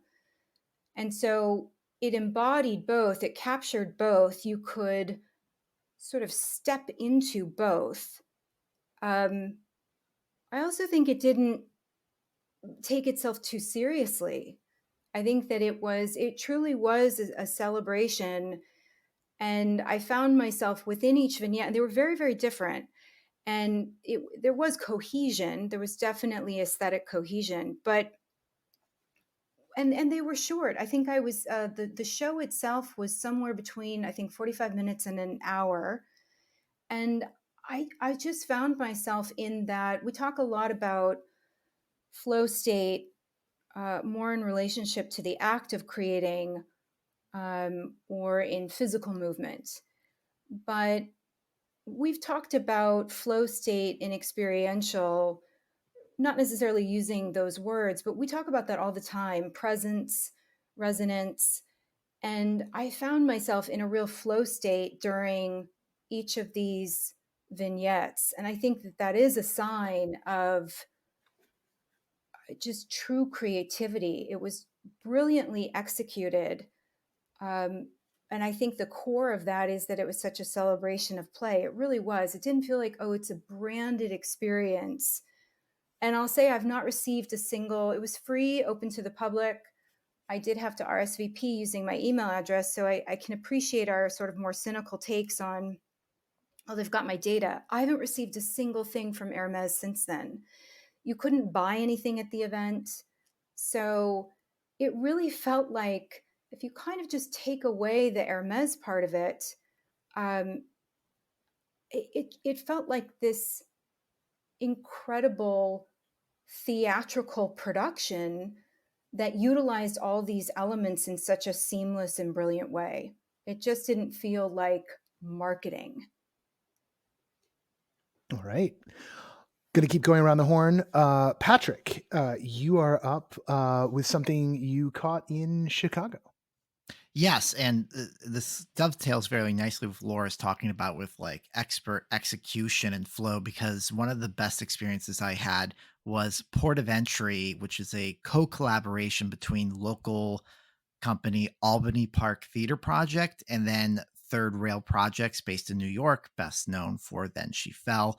This is a engrossing tableau collection of the modern American immigrant experience. Audiences go to Albany Park. They actually go to this neighborhood and enter an unassuming building, and then are guided through essentially a reconfigured, but it's a courtyard, a pre-World War II courtyard building, and interact with a great many of the tenants and people living there who share very intimate and thought-provoking feelings about how they came to live in this building. And sometimes it's a beautiful celebration of them coming together and looking at a long lineage of families who have shared this space, and some of them are devastating in a very dramatic and powerful way about how much sacrifice was required to get here. And it's essentially a very much a dark rail experience where there's touch points and interaction engagement with the performers, but you walk around the space and are guided and have these kind of projection moments. Sometimes it's just really as simple as just listening to someone or sitting around the table. And then there are some really highly theatrical moments where there's projections, the sound changes to something that is you wouldn't hear in a Chicago apartment. And it was just so wonderful to be in the space and to have this experience. And I think personally for me, the big takeaway was these performers, because a big part of the Albany Park Theater Project is that they have their youth ensemble. I believe that's the correct term.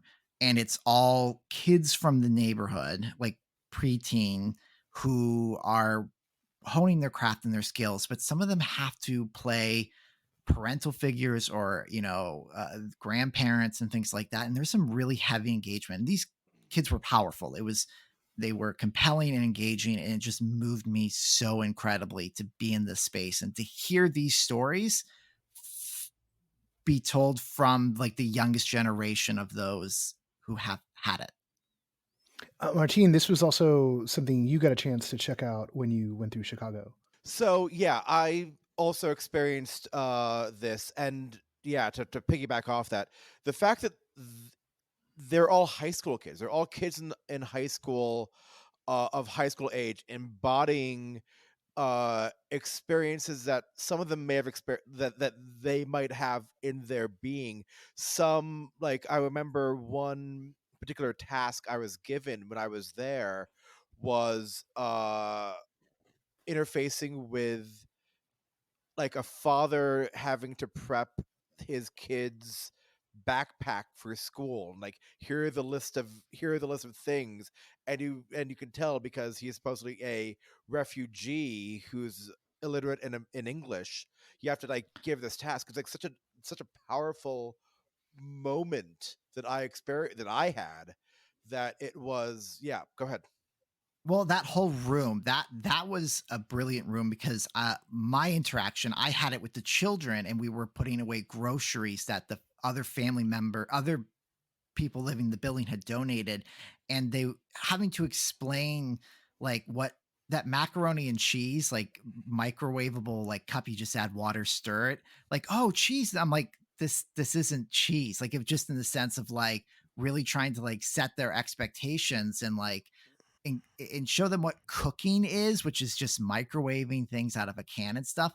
But then also the other interaction is that with the mother is trying to get cross town to a appointment, and it speaks there's a language barrier issue, and she has to get somewhere at a very specific time, and it's like you got to take 2 buses, and how do you communicate that to ensure that this person is where they need to be to keep the refugee status going? Yeah.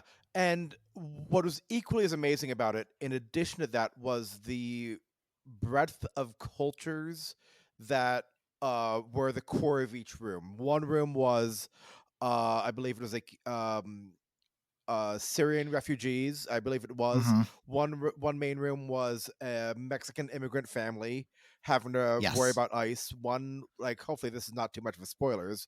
Um, one was a Filipino family, and one was a Japanese family. And the fact that like the breadth of cultures and not and the nuances of each culture's challenges and the uniformity of their challenges was one of the most stunning things about Port of Entry for me.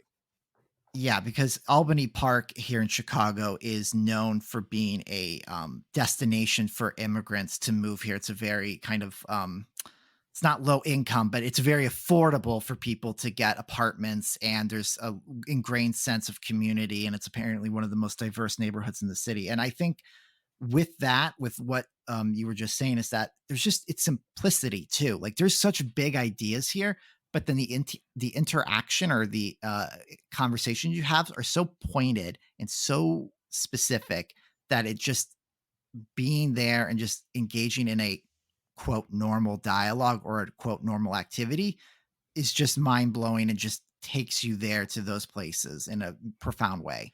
And also for the listeners, um this has also been announced to extend into the summer. So uh unlike other pieces we're going to mention, which buy now or regret later, this has enough time to for listeners to actually hopefully experience.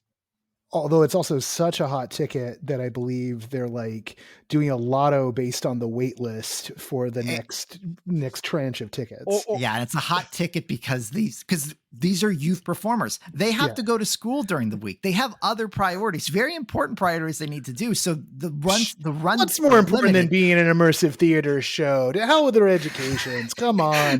No one needs Is an this what it, education in America. That's what the AI is for. Or so some of my class yeah, students are teaching are we me. getting a free lesson from Professor Nelson here? Maybe a little bit. Just have those kids use the AI to do their homework and just let them perform. That's what the AI is for, right? So, Exactly. but yeah, no. To a good point, yes, it is carrying on, and there will be opportunities. Although I do recommend everyone gets on the wait list if they think they're going to maybe want to take a stab at it. Or I'm gonna move us forward here because we got so many to Cool. get through for this segment. Martine, you are up though to tell us about another one from your list, because I think maybe Albany Park might be also on your list. Telling us about what might be the single biggest rock show on Earth at this very moment in time. Yeah, much to Noah's chagrin, I have seen you two in the Sphere twice now. Once from the Yes, floor, once twice. from the once from the floor, once from the third to last row. And as we talk Oh, about, very cool. yeah, so I've had intentionally completely opposite experiences of the Sphere. And as I wrote in my review back in November when it first came out, the sense of scope of the venue writ large is groundbreaking, because when you think of large scale concert venues of 15,000 plus, you're generally thinking of repurposed sports arenas, as opposed to the Sphere, which was custom built for music events and EDM and, God bless us, esports on occasion. So the fact that they have the capability of doing a lot of design elements and really enveloping the audience, as far as how video interacts with the show. I noticed you made a gesture there. Now, and you probably have something to comment on. No, that was making sure you kept the mic in front of your face. Yeah. You tracked your mic off. You should know you're a sound guy. I just turn them on. I don't use them a lot. But the nature of how the venue works, both sonically, because it's also a groundbreaking experimental sound system, as well as being a giant video wall, which still, like, to an extent, almost overshadows the band and overshadows the musical experience. But at times, and I was able to notice it watching it this past week, where they were able to effectively iris in and iris out, and there were moments where you were a little bit more aware of a constraint of how much video wall they were using, and they actually didn't use the full video wall until midway through the second show, through the second song, right? So the first couple songs, it's smaller, and then it's sort of like, then you can't not see it from wherever you're looking, and it's so stunning and it's so everywhere. It was really, as mentioned, quite groundbreaking. Not the most immersive show I've seen you two do. I still stand by Innocence Experience was that, or for better immersive rock shows, you can have XX at Park Out of the Army or Feist's tour last year. But as far as bringing immersive rock to the masses at a scale that can be translated, this is it. So let me drill in on this idea of how immersive is this, because the possibility of these immersive media venues, right? The Sphere, you've got Cosm coming down the line, and there are affordances in these venues to create that kind of tension between the audience and the material, kind of push pull, not necessarily in a interactive sense, but in an attentional sense of, where the audience is fixing their attention isn't necessarily, driven just by performance. Is that what is going on inside the Sphere? Because having been inside the Sphere when it was dark and they were just running test patterns, and being around the outside and getting the lowdown on how the sound system works, which is absolutely incredible. They can, for those of you who don't know, they can target a four seat row, a block of 4 seats, and target that with like a single language track. And right next to it can be another block of 4 seats that can have an entirely different language track going on. And there's no bleed over between the two. If you were to step out of that field, you would hear nothing. It is like a magical level of work. It's not exactly nothing. Right. Like the demo they have in the lobby, you actually get it. Like, it's amazing because you hear gobbledygook, and then you stand in the cone and you hear coherence. Wow. And it's not as pristine as advertised yet, but it's still new and in development. And what I'm more curious about, as mentioned, U2, I understand why they were the first band to use that, to work in that venue, because they're one of the few bands, and Willie Williams and their design team are some of the few people who think in that scope. But what I'm more curious about is what's going to be where if, say, even though they've broken up, Daft Punk, Justice, Kraftwerk, an artist where they can actually do more pointillistic placing of sound, and how that would work would be far more interesting than this, because with U2, you like it's still a meat and potatoes rock band, right? You still have guitar, bass, drums, and you still have to hear all of that coming at you. Only during Beautiful Day was I really aware of the immersive audio aspects of it, really, where I was able to go like, oh, I'm hearing all of the tracks, all the weird, like the choral bits and all that, and I could pinpoint where that is around the house in a way that I can't for a lot of the other tracks. If that makes any sense at all. No, it makes sense to me. That, I mean, you're talking. I'm the audio nerd, and the other audio nerd in the room at the moment. Yeah. But to get back to that qualitative question, right? I mean, how immersive is it in the sense of situating you, the sound being a big part of that, and maybe Beautiful Day is the only track that does it, but with that video wall, with that ginormous, and I feel bad for everyone who hasn't been, because we're talking kind of Greek, like you think you know how big it is, and then you walk inside and you're like, oh no, I was wrong.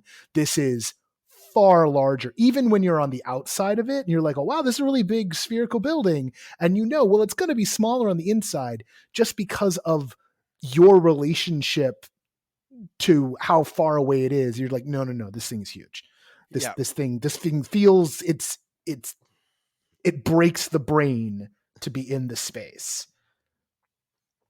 Yeah, and again, some songs do it visually better than others, right? So, like the pinnacle song is like Atomic City and Where the Streets Have No Name, where you're like in a desert and you're watching a sunrise with this white flag of smoke, and it's this beautiful moment, which is like a 5-minute long cathartic thing, and you're not staring at Bono at all, and you're just more compelled with watching the sunrise and this and it's like it feels outdoors, almost like a teleportation effect. Exactly. Yeah. Okay, I dig it. So I also hate you, but I dig it. like the only reason I went on Friday was I was checking because you could. I understand, because you could. No. Like ticket prices are like dropping like a stone on that, right? So really, as opposed, like again, cheap by comparison, paying $250 as opposed to the $550 and up was entirely sane, but not entirely, but more sane than having to pay the $500. So watch the StubHub, watch the SeatGeek and all that sort of stuff.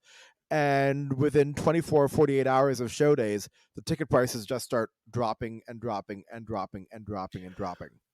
One always forgets that there is some small upside to the hideousness of the scalping traditions in America, and that is that the scalpers buy a bunch of tickets that no one actually is going to use otherwise. The bands get happy, the scalpers get burned. God bless America. I despise scalpers so much. I'm going to rest the mic away from everybody real quick to talk about one of my picks for best of the year, and kind of touching on a bit of the marketing side. All in this case, this is a ticketed experience. It's also something that I believe is still going on right now, and that is Squid Game: The Trial. Or the Trials. Squid Game: The Trials, right? It's trials, not trial. Trial would be where they were judging the people who do the Squid Game and sentencing them for crimes against humanity. The Trials is people auditioning to be part of this crime against humanity called Squid Game. This is an activation that is currently on a soundstage at CBS Television City, down by the Grove in Los Angeles. A lot of the creative team, or some members of the creative team, have worked on things like Stranger Things, The Experience. This is also the first time Netflix has, done this all on their own. They've previously been working with and look, they hired outside talent. Let's be clear about that. There's like a couple of firms, but previously they were always co-branded with Fever, and now this one was sold via the Tadum website, which is Netflix's genre thing. That's the business context of it, which is like less interesting than the actual show itself. It's Squid Game, y'all. You're playing slightly less.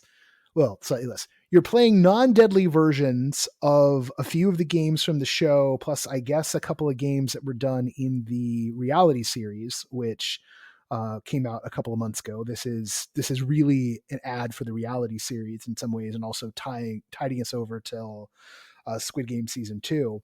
What's remarkable is that the games are fun, and they still get some story in there.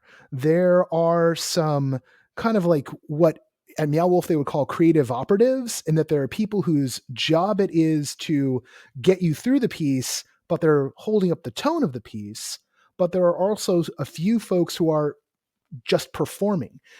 There's no plants that I could tell. There's nothing of that nature going on. Like no one gets taken out and like, killed, like, or electrocuted like they did at Stranger Things Experience. Sorry, spoilers. So nothing cheesy like that, which, makes you think it's real.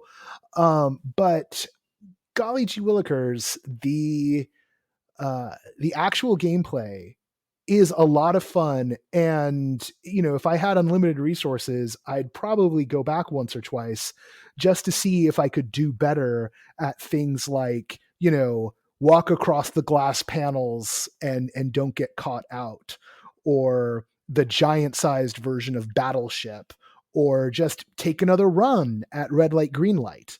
Although I survived that, I didn't come in all that early.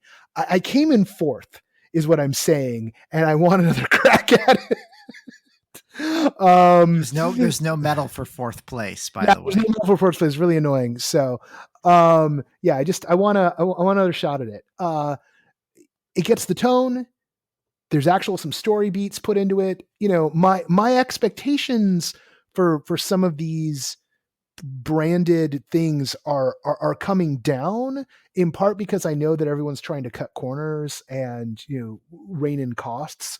I walked into that thing expecting that I would see no characters in world, that they wouldn't be trying to do story. They would just be trying to walk us through some challenges and just like herd us through, and that there'd be nothing thematic going on. And instead I found theme, I found character, and I was pleasantly surprised, and all the games are fun.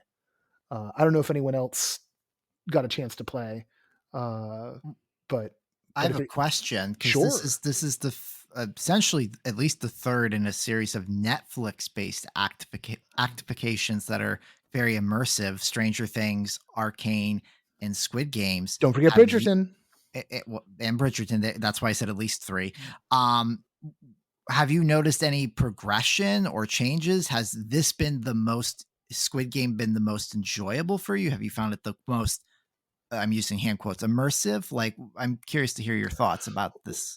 Well, I mean, trend. Arcane was done outside of, I'm sure Netflix had maybe a little bit to say, but like Arcane is such a special case because that was Riot Games and Secret Cinema in sort of the last hurrah for like the original version of Secret Cinema. Like almost everyone was working for Secret Cinema, when they got sold. A lot of those folks ankled. I don't quote me on who's there or not, but I'm aware that a lot of people who were there aren't part of that team anymore.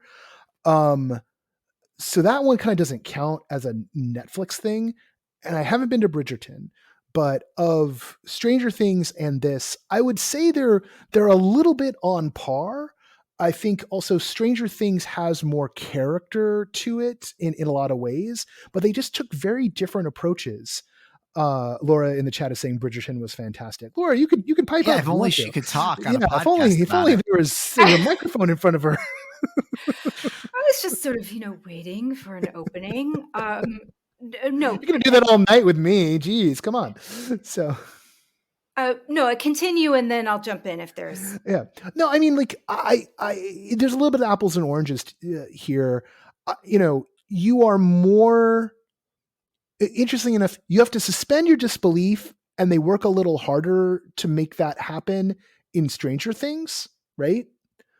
You have to suspend your disbelief a little less in Squid Game because, it's not a supernatural world, and you're being expressly told, these are not deadly games, but we are finding out if you're good to play the deadly games. And then the only real thing there is like, well, you start to go like, well, no one would get away with this. And you look at the world and like, oh, actually, maybe they would get away with this.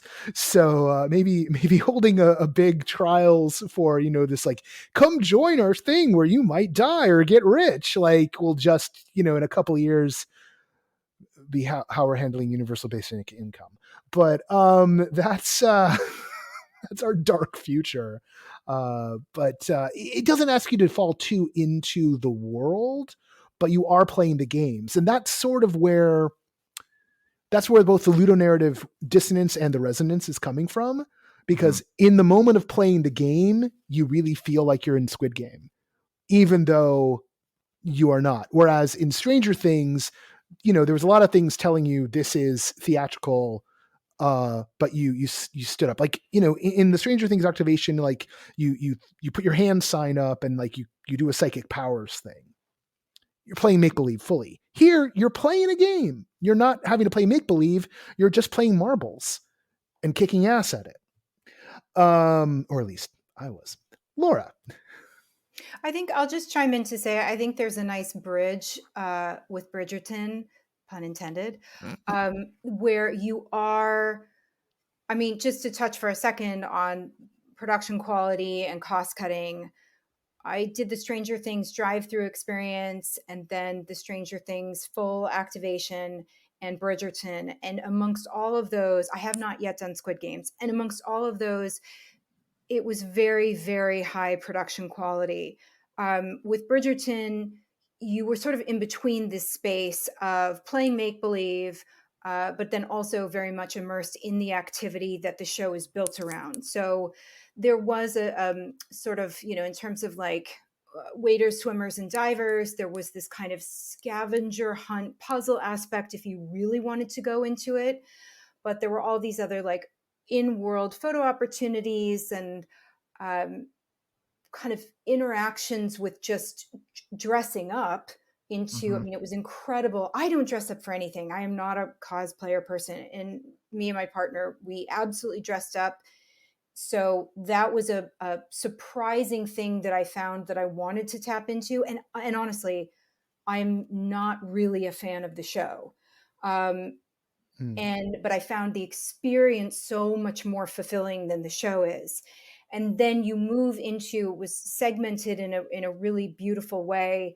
And then there is this whole dance component where you are watching these professional dancers do this beautiful choreography. And then you are invited to participate in a very non-threatening way if you're not a dancer who can learn quick choreography.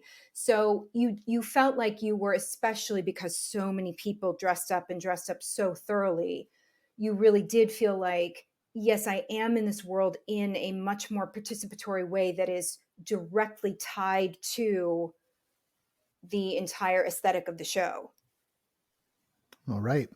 Well, from the non-threatening to the somewhat threatening, we're going to slide over to Danielle, who is also going to take us around the horn because her best show is also got her best moment. Danielle, take it away. All right. So my best show of the year happened all the way back in March. But as I said in my recap, it's still incredibly vibrant in my mind. It was called Omega, and that was put on by immersive horror production company called Paralysis Immersive. And they're newcomers to Colorado. They actually formed in Chicago and were heavily inspired by some Chicago production groups. And so I paid $150 to volunteer for a 45-minute solo immersive horror experience. But it was so much more than just 45 minutes, because there was probably about 2 weeks or so of onboarding interaction that happened leading up to the event. And then I did pull up a little content warning that to read through from their website. I've been to a lot of haunted houses and horror theater, but nothing on this level, because the you have to fill out an application and get an invitation to get the privilege to buy a ticket, and they re-emphasize many points throughout the experience of purchasing the ticket all the way up to when you step into the event. They're very thorough in setting expectations and being very careful with the care and safety of their participants. But the website says, be prepared to encounter some or all of the following: physical aggression, restraints, electricity, consumption of food, water and other fluids, nudity, sexual themes, breath restriction, extreme temperature changes, fog, needles, strobe lights, complete darkness, loud audio, strong language, and triggering thematic content, most of which on this list I did encounter during my experience. And she's got this I mean, grin on her face. Yeah. I can just I pause, because if I don't, I'll go on and on forever. So what was, because this is also your moment, right? Like, Yeah. what, I know this was one that you were like, looking forward to, and I think a lot of that build up, right? And like with the extreme haunts in particular, there's often this like preamble bit that gets people going. I think Kevin can talk to the bit about, even though it wasn't an extreme haunt, the way the build up for tension experience, right? Like that long build up was, a key part of the show, and the difference between those who were deeply invested in the alternate reality game portion of it and went and saw the show, and the people who just went and saw the show, it was night and day.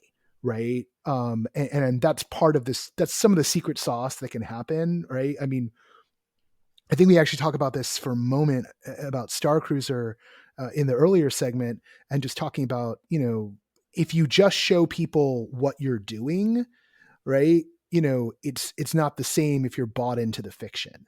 But with that in mind, that was also an opportunity if Kevin wanted to weigh in on the ARG. The what was the moment kind of brought you in? What was the peak for you where you were like, okay, no, this is ultimate for me? Yeah.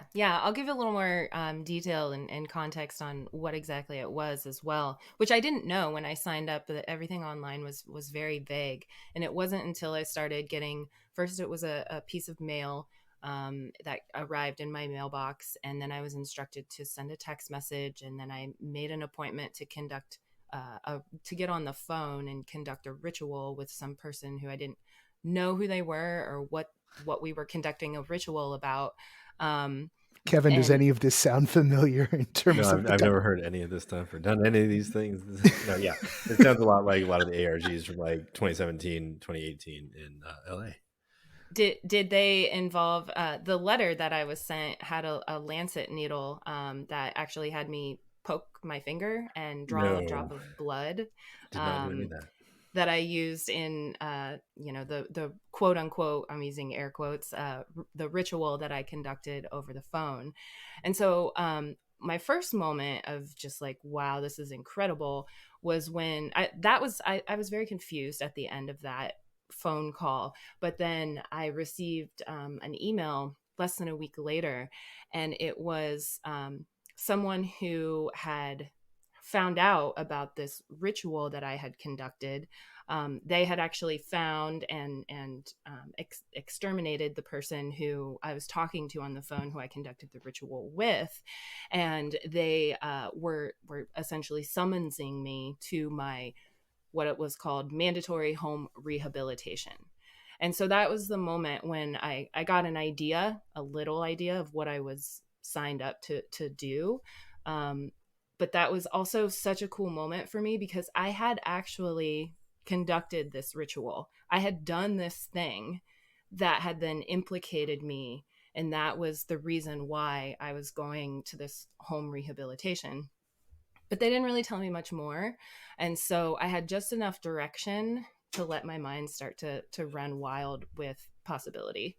I essentially came to learn that I was being invited into the home of a very religious couple, and it was essentially a religious conversion therapy, to, you know, oversimplify what was happening. And so the next moment that was really cool was when, well, let me back up. I was instructed to drive to Longmont, which is an hour north of Colorado. I was given an address, and then I walked to it at my appointment time, a phone number to text. My sanctity enforcer officer replied with a location that I then walked to a few minutes away. They sent me a picture of the house, instructions on how to enter through the side door into the backyard.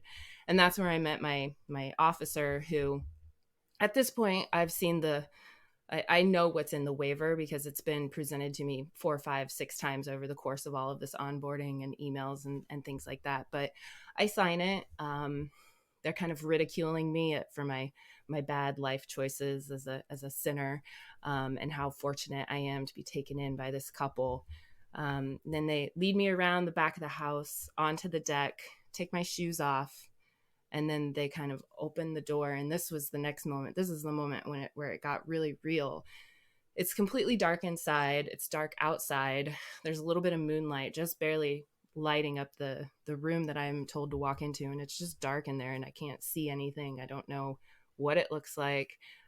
So I just like very slowly walk in, and a figure kind of emerges out of the shadows, has like antlers, just some dark being. And it slowly approached me, embraced me, and then there was this kind of just like heavy, just this like really heavy, breathy kind of breathing. But oddly enough, that character wasn't making me scared. They didn't seem menacing. They seemed almost, you know, the warm embrace. I was like, I have no idea what's happening, but I'm not totally scared, but I also don't know what I'm supposed to be doing. I'd never done an experience like that. And then the lights snapped on, and I met the husband and wife, and the show progressed from there. And that being was actually with us throughout most of the show. Oh, it was. So I was wondering if they disappeared. No, there's something just hanging around the room. Yeah, it's could only you see it? Did the actors act like they could see it? They could not. So it was that's fun. That's a fun bit. It bit. was me Yeah. and this being who I think so much of this is open to interpretation. It's very open-ended and you can make what you want of it. But my interpretation was that this being kind of represented like the darkness, a path of a life of darkness, perhaps of sin, depends on who you ask and what, is sinful to you. But it followed me throughout the entire experience, and the only other actors in the production were the husband and wife, and they did not see, or they didn't, but sometimes they did. That's such a fun bit, because I think one of the more overlooked techniques to creating surreality or creating a sense of heightened reality in immersive is the the imaginary friend thing, right? Like only you can see, and actors like purposely ignoring another actor in a space actually has an incredible amount of power to sort of play around with. So like, no wonder you fell so deeply in love with this thing. There's just some really strong foundational work being done here. Yeah. I'm going to skip us forward a bit. I know we can only touch on things for so long. Going to knock it back to Martine real quick for his moment, which involves a major Broadway show. Yeah. Here Lies Love on Broadway. That's David Byrne and Fatboy Slim's disco musical about Imelda Marcos, directed by Alex Timbers. Was first in New York at the Public back in 2012, which of course I saw that production twice, and I had to see it again this time, mostly because I'm Filipino American. It's, for me, effectively the story of why I was born in America. My parents fleeing the Marcos regime back in 1970.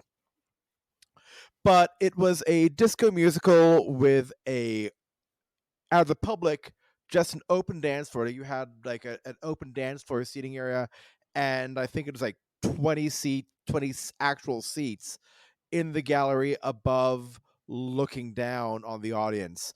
For the Broadway production at the Broadway Theater, they maintained all that on the floor of the auditorium, but then used the entire balcony for a seating area, and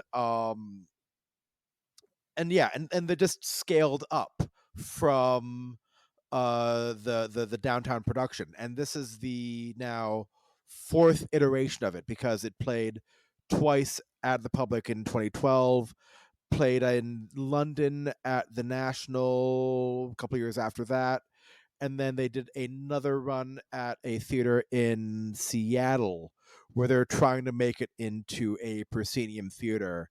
So yeah, that was a thing, and it's interesting because, and in my talk, in my write up about the moment, I compare it to another immersive theater piece, immersive musical, which was Natasha Pierre and the Great Comet of 1812. I actually saw both of them the exact same day. I saw Here Lies Love at 5 and Great Comet at 8 in one day, because I'm insane. And they were both fascinating to see how immersive theater, because this is right around the time Sleep No More came out, because that came out in 2011, and it was taking hold and becoming interesting.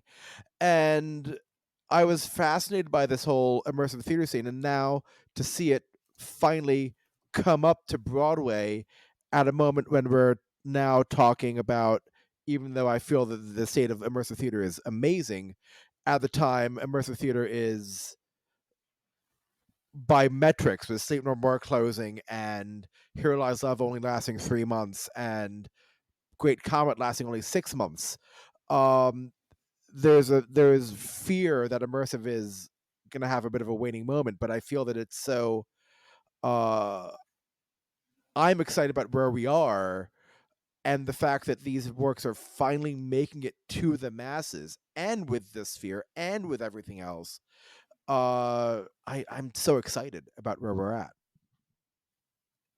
I think we're going to get into a bit about, this strange moment we find ourselves in, but I too am excited about where we're at, which feels a little weird, but I think it's also a matter of being able to kind of look around the corner and see how much work has been laid down so far. Patrick, your moment. Let's hop into that. Yeah, absolutely. So my moment comes from Lonely Hearts, the game. This is from local mainstay company Birch House Immersive, and they have for years done a Valentine's Day show like clockwork, minus kind of the no, with the pandemic, because it was in February, the pandemic started in March. So they've done it every year, and it typically has been a on rails one-on-one interaction. You essentially get like anywhere from 3 to 6 one-on-one interactions, and it's typically stories about love and romance and the modern perspective on both. And during the pandemic, they naturally pivoted, like so many other companies, to doing remote work. And then one year they experimented with like mailing letters for the experience and stuff like that. So this year was the first time they were remounting in person. And what was really exciting about this experience is that they started to combine a lot of the elements, lessons learned from in person and remote. And essentially, instead of having a bunch of one-on-ones, you had interactions, there were actors present, but the main thrust of the evening was sitting around a table with strangers playing a custom-made do-it-yourself board game that they made up. And you move, it's essentially like kind of like a Clue type board, and you move around and you have to get X amount of like tokens to be dubbed the winner. It was all that the act of whatever you were actually doing was pointless. It was about getting these prompts and having honest, frank conversations with people. And the moment emerged for me that is that I've been a big board game player my entire life. And that was something I lost during the pandemic. And with it, my sense of play. And I've always been very COVID cautious, even well into when things were dying down at the end of 2022. And so this was my first time not only really like having a board game night on the books, but being with strangers. And sometimes people are the worst. Just the general population. Maybe this is a safe space to admit that. But it was so wonderful to laugh and engage with these people and just engage with play and just not really focus about like logistics or anything like that. And just be mindful of like the here and now. And I was so appreciative to start off in February this year to have that be one of my experiences, to carry me forward, to think about as I went through this year. It's just the importance on simplistic play, which is something I'll kind of talk about a little bit later. But it was just a very precious moment to me, and I'm very thankful to have it. Fantastic. Laura. Yeah, I'm going to talk about City by Michael Heiser. So this is a massive land sculpture. Michael Heiser is an American artist, and he's a fundamental part of the land art movement. And City is, just to give some context, so this is about 3 hours outside of Las Vegas. And in a remote area, Michael Heiser actually has a ranch out there. It's near Alamo, Nevada. And Michael Heiser started working on City in 1970. And then last year, it became open to the public. So this is a work of art that is 50 years in the making. And the way to visit it is pretty specific. Only 6 people can visit it per day. There is a very limited annual window during which you submit an online request to the foundation, the Triple Aught Foundation, which is now managing this work of art.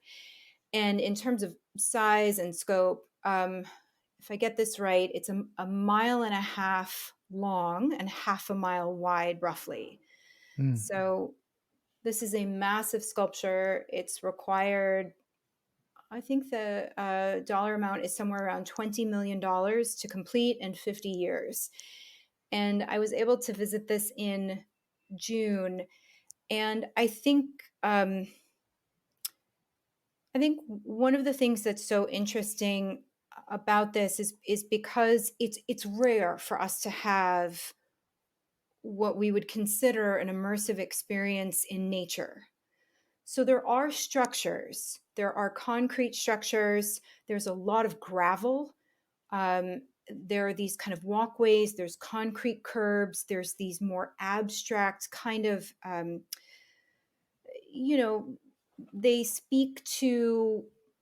they have an aesthetic that's like Aztec ruin. They're sort of, an echo of that. And so it's a mix of concrete and land, and it's very stark, but again, it's incredibly large. And to be able to go into something like this where, and for anyone that's curious, one of the best images is there's a New York Times article, because you're not allowed to take photo or video while you're there as a visitor. So there's not a lot in terms of being able to see it. It's not for the gram. And there's a real freedom in that. I appreciate that, like when we went to Arcane, our phones were tucked away in these locked pockets. These kinds of restrictions, again, we've all talked a lot about this tonight in terms of tapping into presence and feeling like you're truly in the moment. And so, but it's so rare that I've been to something that I would consider immersive or experiential out in nature. And at one point I sat down alone, and there were only 5 in our group, and I wasn't near anybody. And I sat down, and certainly we've talked about audio in terms of the sphere. And one thing that we forget is how loud and how rich silence can be. And I felt absolutely transported in a way.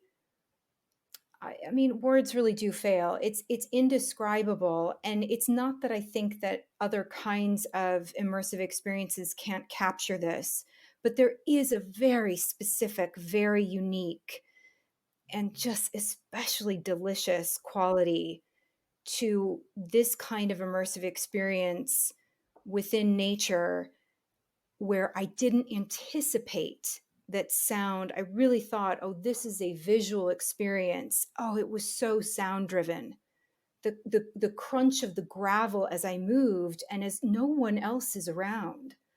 So I think it's something to consider for not how do we like replicate that per se, but a different consideration of our relationship to sound and audio design or its absence. All right. I'll note if someone is interested in that kind of profound experience of silence, but does not get selected for city, uh, the the Red Rock Desert in just outside of Vegas, uh, that area, there's a number of trails, and the center trail is on like the ancient seabed. You kind of drop below to the lowest elevation in that area.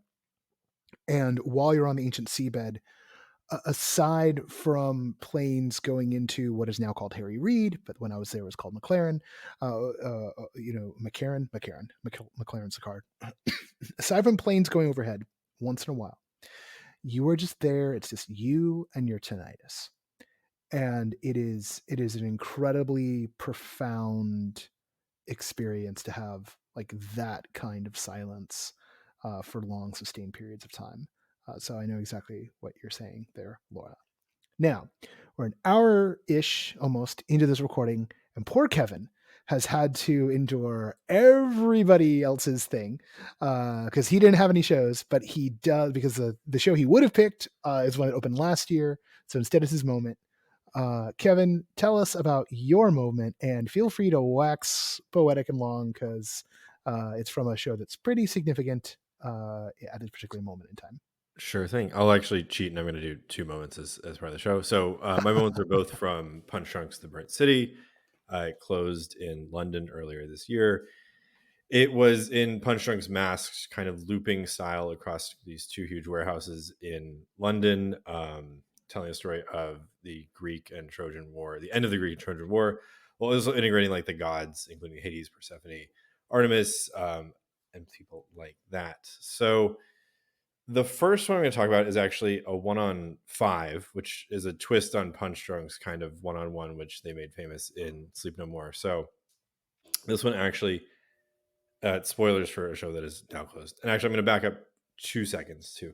So Persephone and Hades are actually 2 characters that do not loop throughout the show. They have one plot line that carries through all the loops, and they are kind of aware of them, which becomes important as Persephone is trying to figure out who she is throughout the show.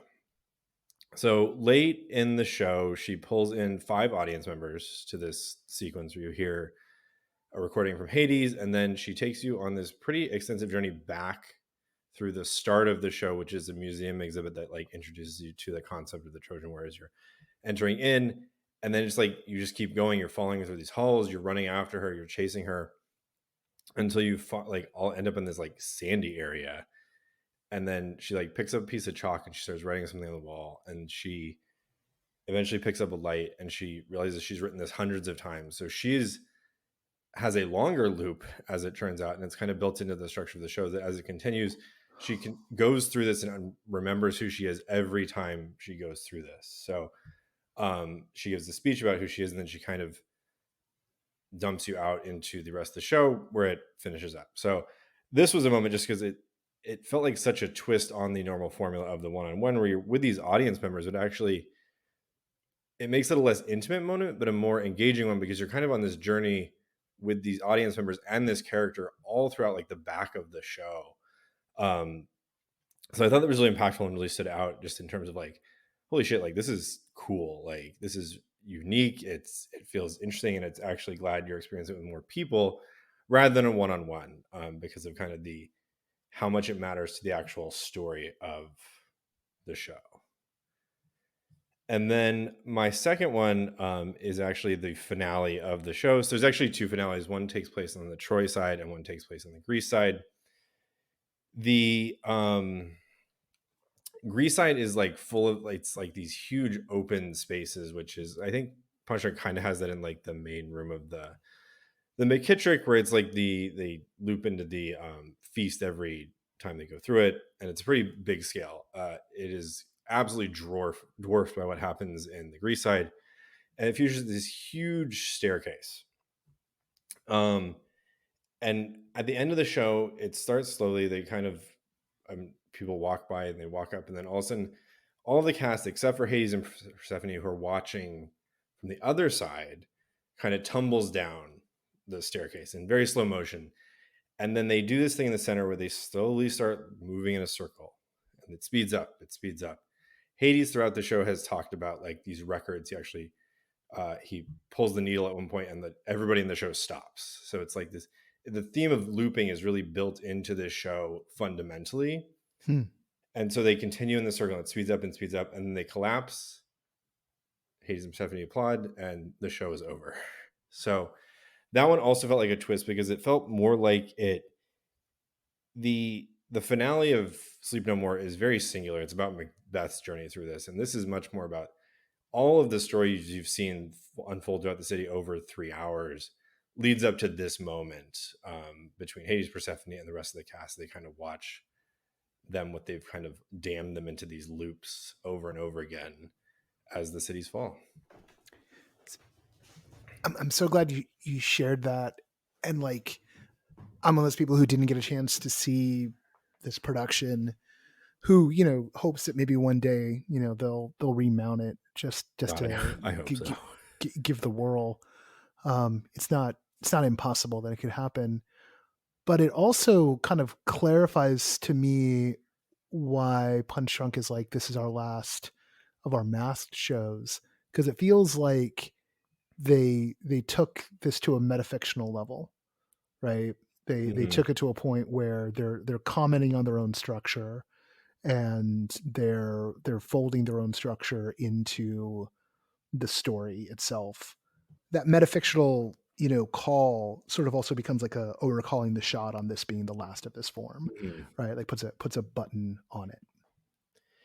Yeah, and it feels like, even though it is metafictional, it feels like a button. It also feels like it fully understands like what they're doing in these shows, and to really make it more impactful by like, some of these characters are on like a 3-hour loop where it's like they're running the whole story, and then it starts again when the show runs again. Some are on these shorter ones, but it just felt like it's those two moments, I think crystallize how well it works in terms of the multiple stories and the way they're telling these stories inside the burnt city, which I feel like they were both my moment. I would have made like the show my moment, because it is really impactful. There's a lot of these like even like tiny things throughout, in terms of like really visually impactful things that look really cool, and you couldn't have done on a scale outside of this show, because of how large the space is, and kind of, I think, the cachet that Punch Drunk has at this point.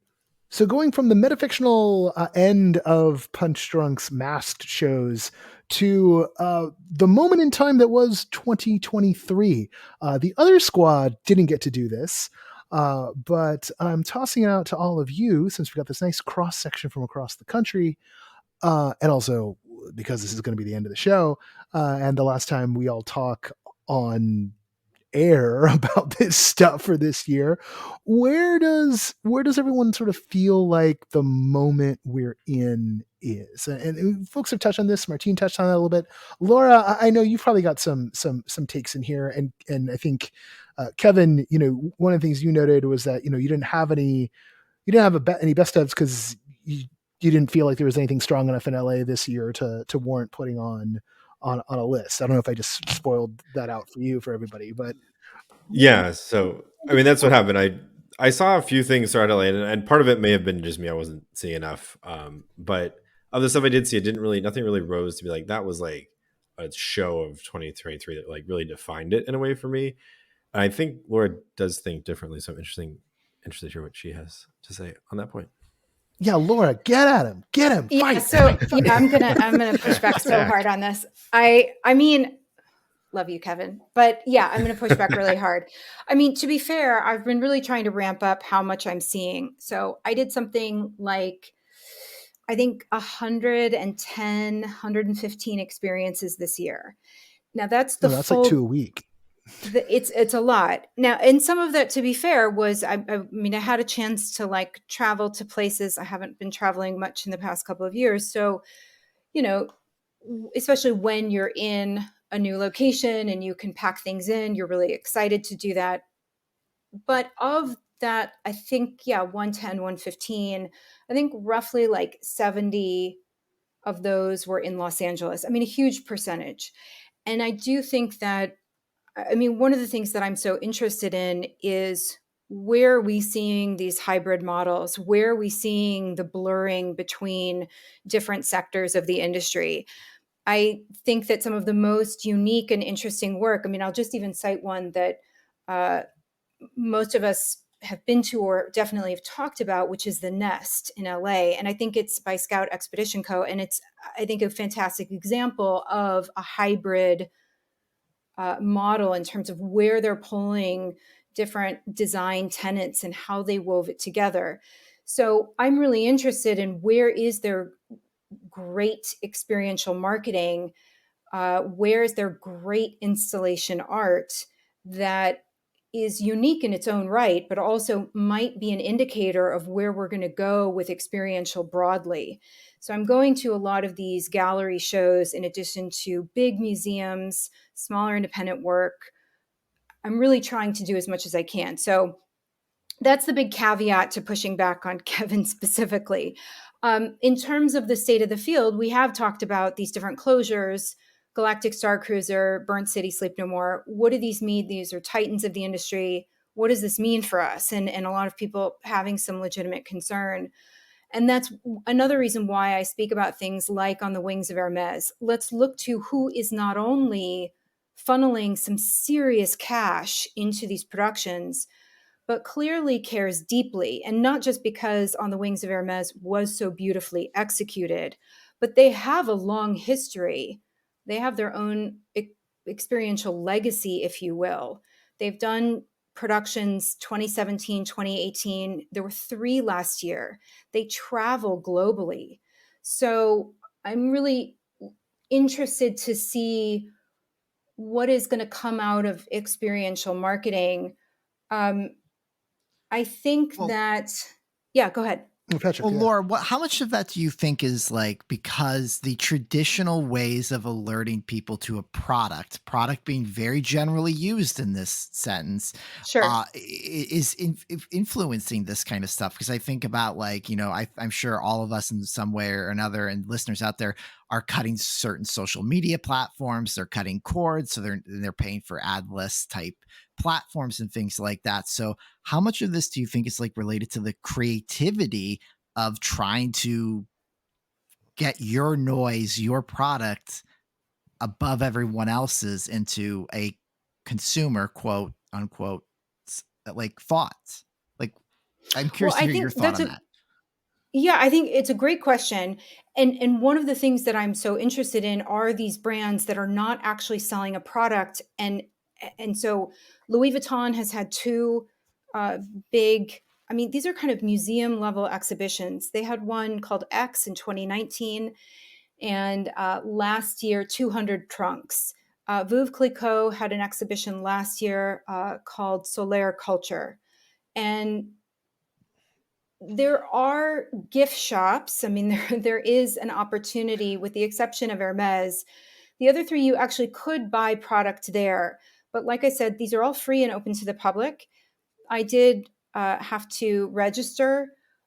I've never received a single product marketing promotional email from any of them. So I think the larger question that's more interesting and applicable to us is, what does this mean about experiential? Like, what are the fundamental promises of experiential beyond just the transactional, I mean, yeah, we're in late stage capitalism, sure. Like, but beyond those transactional needs and for some people, deep values, but what then on the flip side, what is the real promise of experiential that people, including consumer brands, even luxury brands, what is it that they really care about?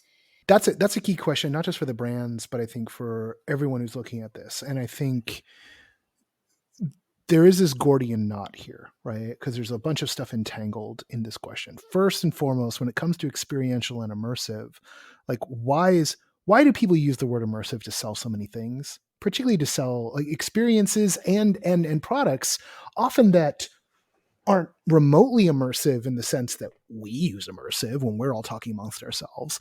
One thing that's been really useful for me when talking to both my students at CalArts and to like people from performing arts centers is to actually roll back and talk about, the Merriam-Webster definition of immersive, which basically means something that's really, really, really engaging, right? Like you're surrounded by it, you get lost in it. And that qualitative layman's part of immersive, or which is also part of the promise of experiential, when we like, well, we're not going to use the word immersive, we're going to call ourselves experiential instead. What people are chasing there is something that is rich in terms of its qualities, not necessarily in terms of how much money's been pumped into it, but that has a lot of richness. You feel like you're engaging with something that has a lot of value, not necessarily monetary, but you're able to connect, and that connection is going to lead you into a deeper and deeper relationship with whatever values you're trying to establish, whether that is a story you're trying to tell, a fictional world you're trying to make people fall in love with, or a brand.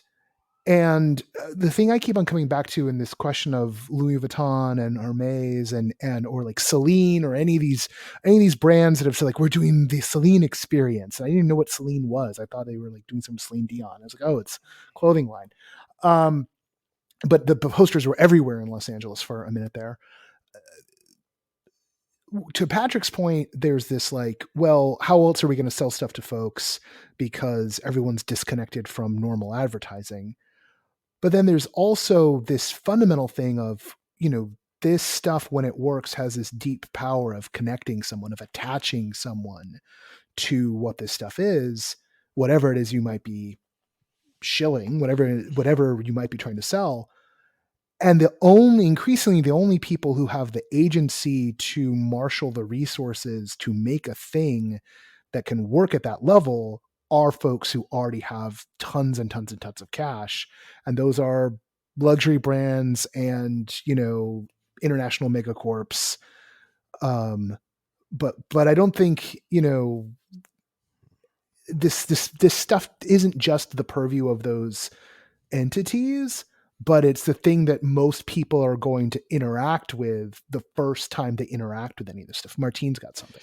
Yeah, like it reminds me of a piece I wrote for NoPro, I want to say like 5 years ago, when I did a thing about immersive art activations at Coachella, right? Like it's a place where you have all of this stuff on the scale where like, again, your random tourists can experience it at a scale which will be memorable. But I'll also push back because like we talk about the commerce of this so much, but I'm also just so excited about other things going on in the rest of the performing arts world. Wow, every year at La Jolla Playhouse is always so exciting. Stuff going on at Art Park up in Buffalo and so many places. So like, while the discussion about commerce needs to be, and the other thing which I have to remind you, because I think you're writing the review for this, Laura, Luna, right? Like there are other things happening right now which are escaping from the sort of commercial vein of all this, which is also so exciting. So that's just where I'm at right now with all this. Well, and let's toss it to Laura real quick. I was typing, but let's get your Luna response on air there real quick. Yeah, so Luna was the other thing I was going to mention. I mean, I will say just a quick hop back. Noah, to your point, I think you can say like, again, I think it's really easy to say like, oh, Hermes, I mean, they have all these resources, or any of these luxury brands, they have so much cash. They also do not need to do this. So I think the other way is to invert it and to say Hermes does not need to do this. That was not a cheap production. It was in Paris, Tokyo, Singapore, and Los Angeles, I think at a bare minimum. So you're looking at something that like Hermes is this, again, incredibly like storied luxury brand. They don't have to do experiential or they are completely aspirational for so many people. And I mean, just for the record, I don't own any Hermes. I probably never will. And it's not aspirational for me. I make no judgment for other people. But the point being, it's easy to say, I mean, we talk a lot about intentionality and execution. They completely delivered. So I think let's also have a moment to appreciate when experiential is so extraordinarily well done. And as far as Luna, it's a fantastic opportunity for us to reframe. I mean, this is specifically between the fine art world and experiential. The experience itself, I think, is great, and I think is worth people to go see. It's not. I'll just say that I have reservations about some of the presentation that did not land for me. That being said, the fact that you have the world's first and thus far only art amusement park, you have Jean-Michel Basquiat, his Ferris wheel, you have a carousel by Keith Haring, you have this kind of mirrored dome by Salvador Dali. I mean, these are blue chip artists, and they made things that weren't precious. And it was, I mean, back to like Patrick's point, my point earlier, it was all about play. It was all about a celebration of imagination and creativity. And it wasn't this sterilized commodity. And I think but now it's actually kind of being presented as such, because now it's a historical artifact. It's a bit like a playground under glass. And that's my issue with the presentation of it. Not that I expect that they should have made it so that we could go on the rides, but I have some ideas about how it could have been a little bit more celebratory, that would embody the original vision a bit more in its presentation. But the real opportunity here is for us to then, again, look at where can we not be so siloed amongst these different sectors? And also, where can we step back from needing to define and debate the value of these different sectors, or even the definition? What is art? How is art different from entertainment? How is entertainment used as sometimes like a derogatory term almost? Art with a lowercase a versus art with a capital A. So I really think we spend so much time. Yeah, go ahead. Yeah. Well, no, because I couldn't agree more, because like we didn't talk about any remote work. And as the remote experience editor, there was so much great work that happened. There was like I could spend just an hour myself just pontificating about this. And there's been such great pioneers, I think, in the space in regards to, as a lot of people have returned to in person, we've gotten less of just people like, okay, well, we have an idea. Let's try to make it work on Zoom. We now have actual artists and companies intentionally designing work in the space. And I think that has opened up some really fantastic avenues, especially with like a lot of like box experiences. I'm thinking of Threads of Fate with just a very— I just got it in the mail today, and I'm so excited.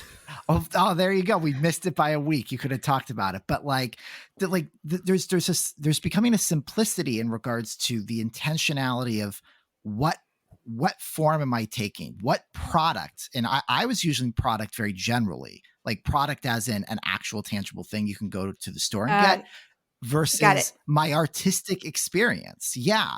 And so I think that's been the beauty of this year. And what I remain very hopeful is that we're going to think really more about it's less, I think it's less about the narrative or the spectacle or where you are and things like that. It's about having that simple moment. It's about going and hugging an antlered figure in the woods.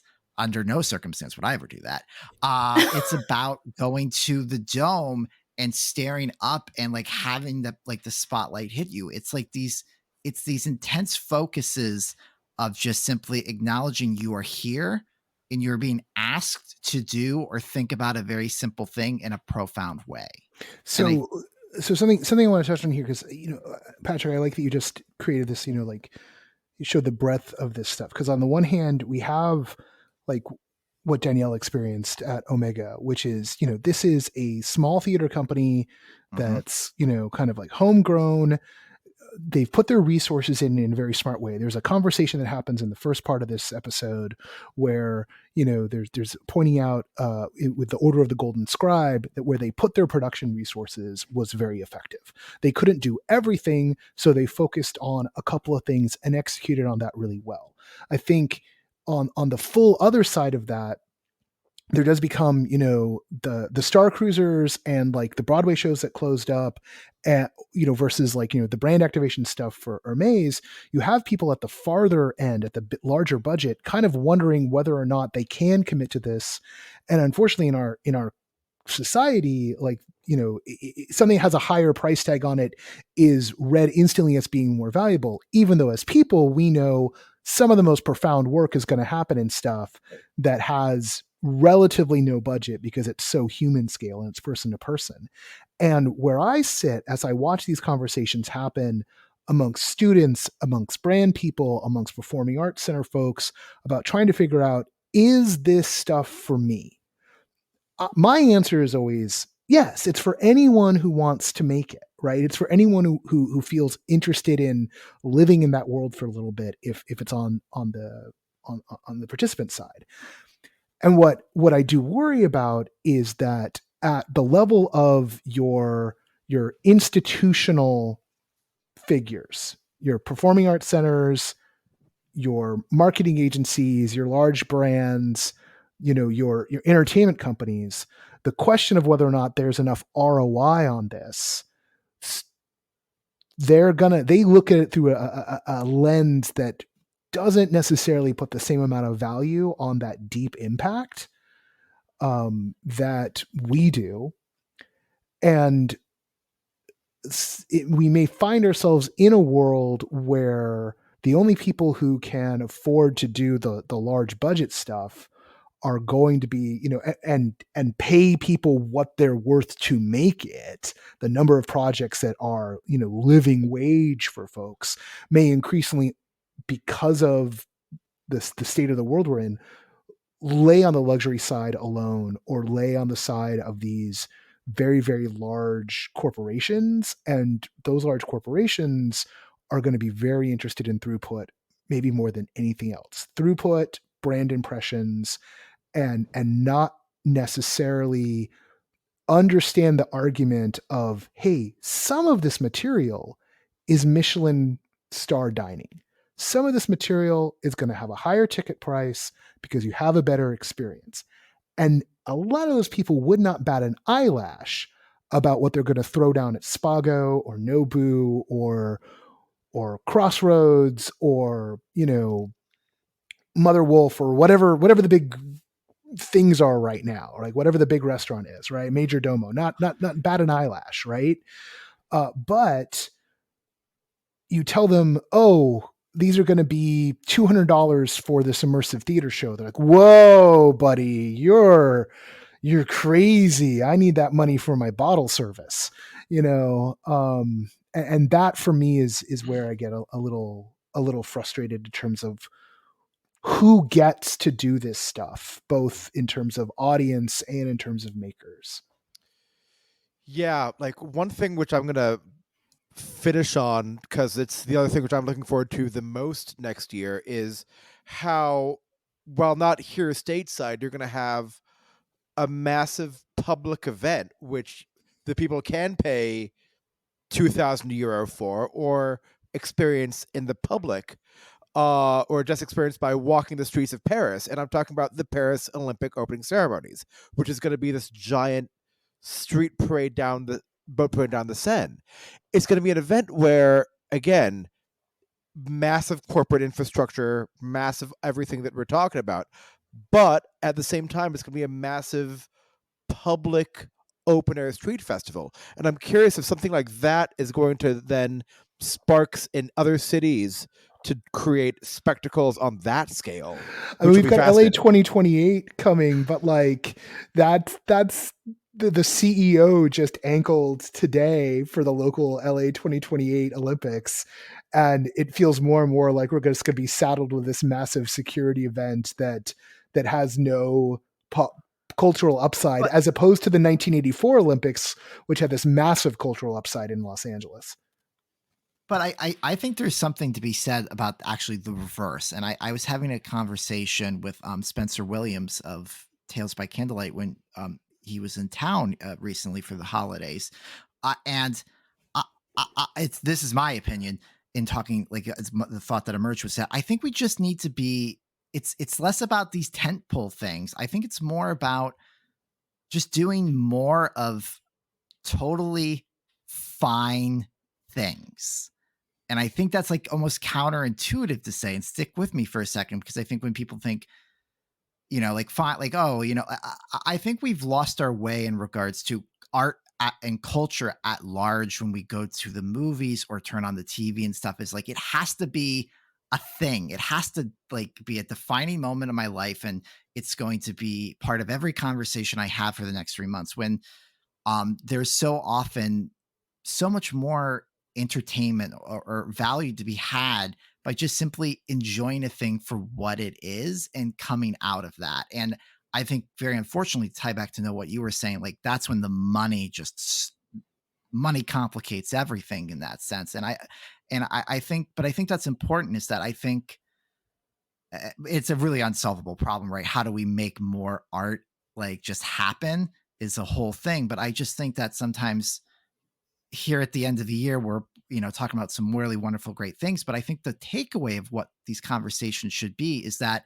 we have anything to talk about. We have some things. It's not that necessarily like these are like the best. These are just like really wonderful pinnacles. This is part of a great plethora of options and things to experience, whether you're in LA, Denver, Chicago, New York, or thanks to the many ways you can engage with things online via telephones and VR. And I think we need to start counting our blessings, maybe. I don't know, but I've been noodling this idea for a while now. This is the first I've articulated, so I apologize to literally everyone. But I think there's something to say, just be doing more of totally good, fine work. That's a nice place to end it. We inevitably can go on and on again, and we didn't get Danielle in this section, and I want to, but it's such a fine sentiment that I'm just going to call it right there. And we'll talk offline in a moment here.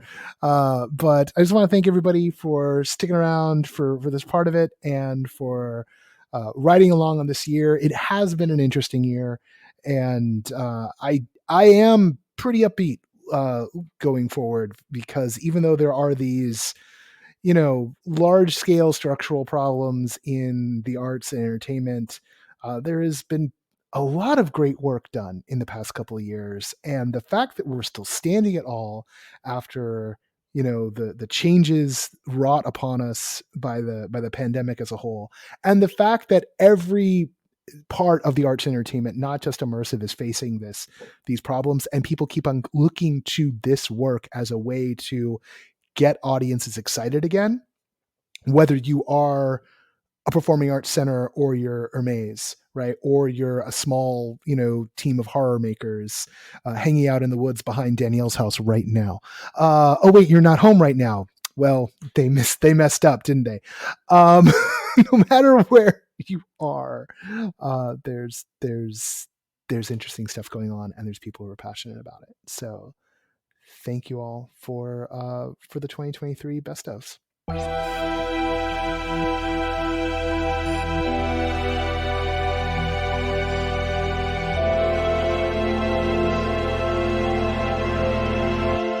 And there you have it. There are the 2023 No Proscenium Best ofs. Well, there are some of them. Remember, the whole lists are up on the site. Indeed, the show page for this particular episode is the best shows and experiences.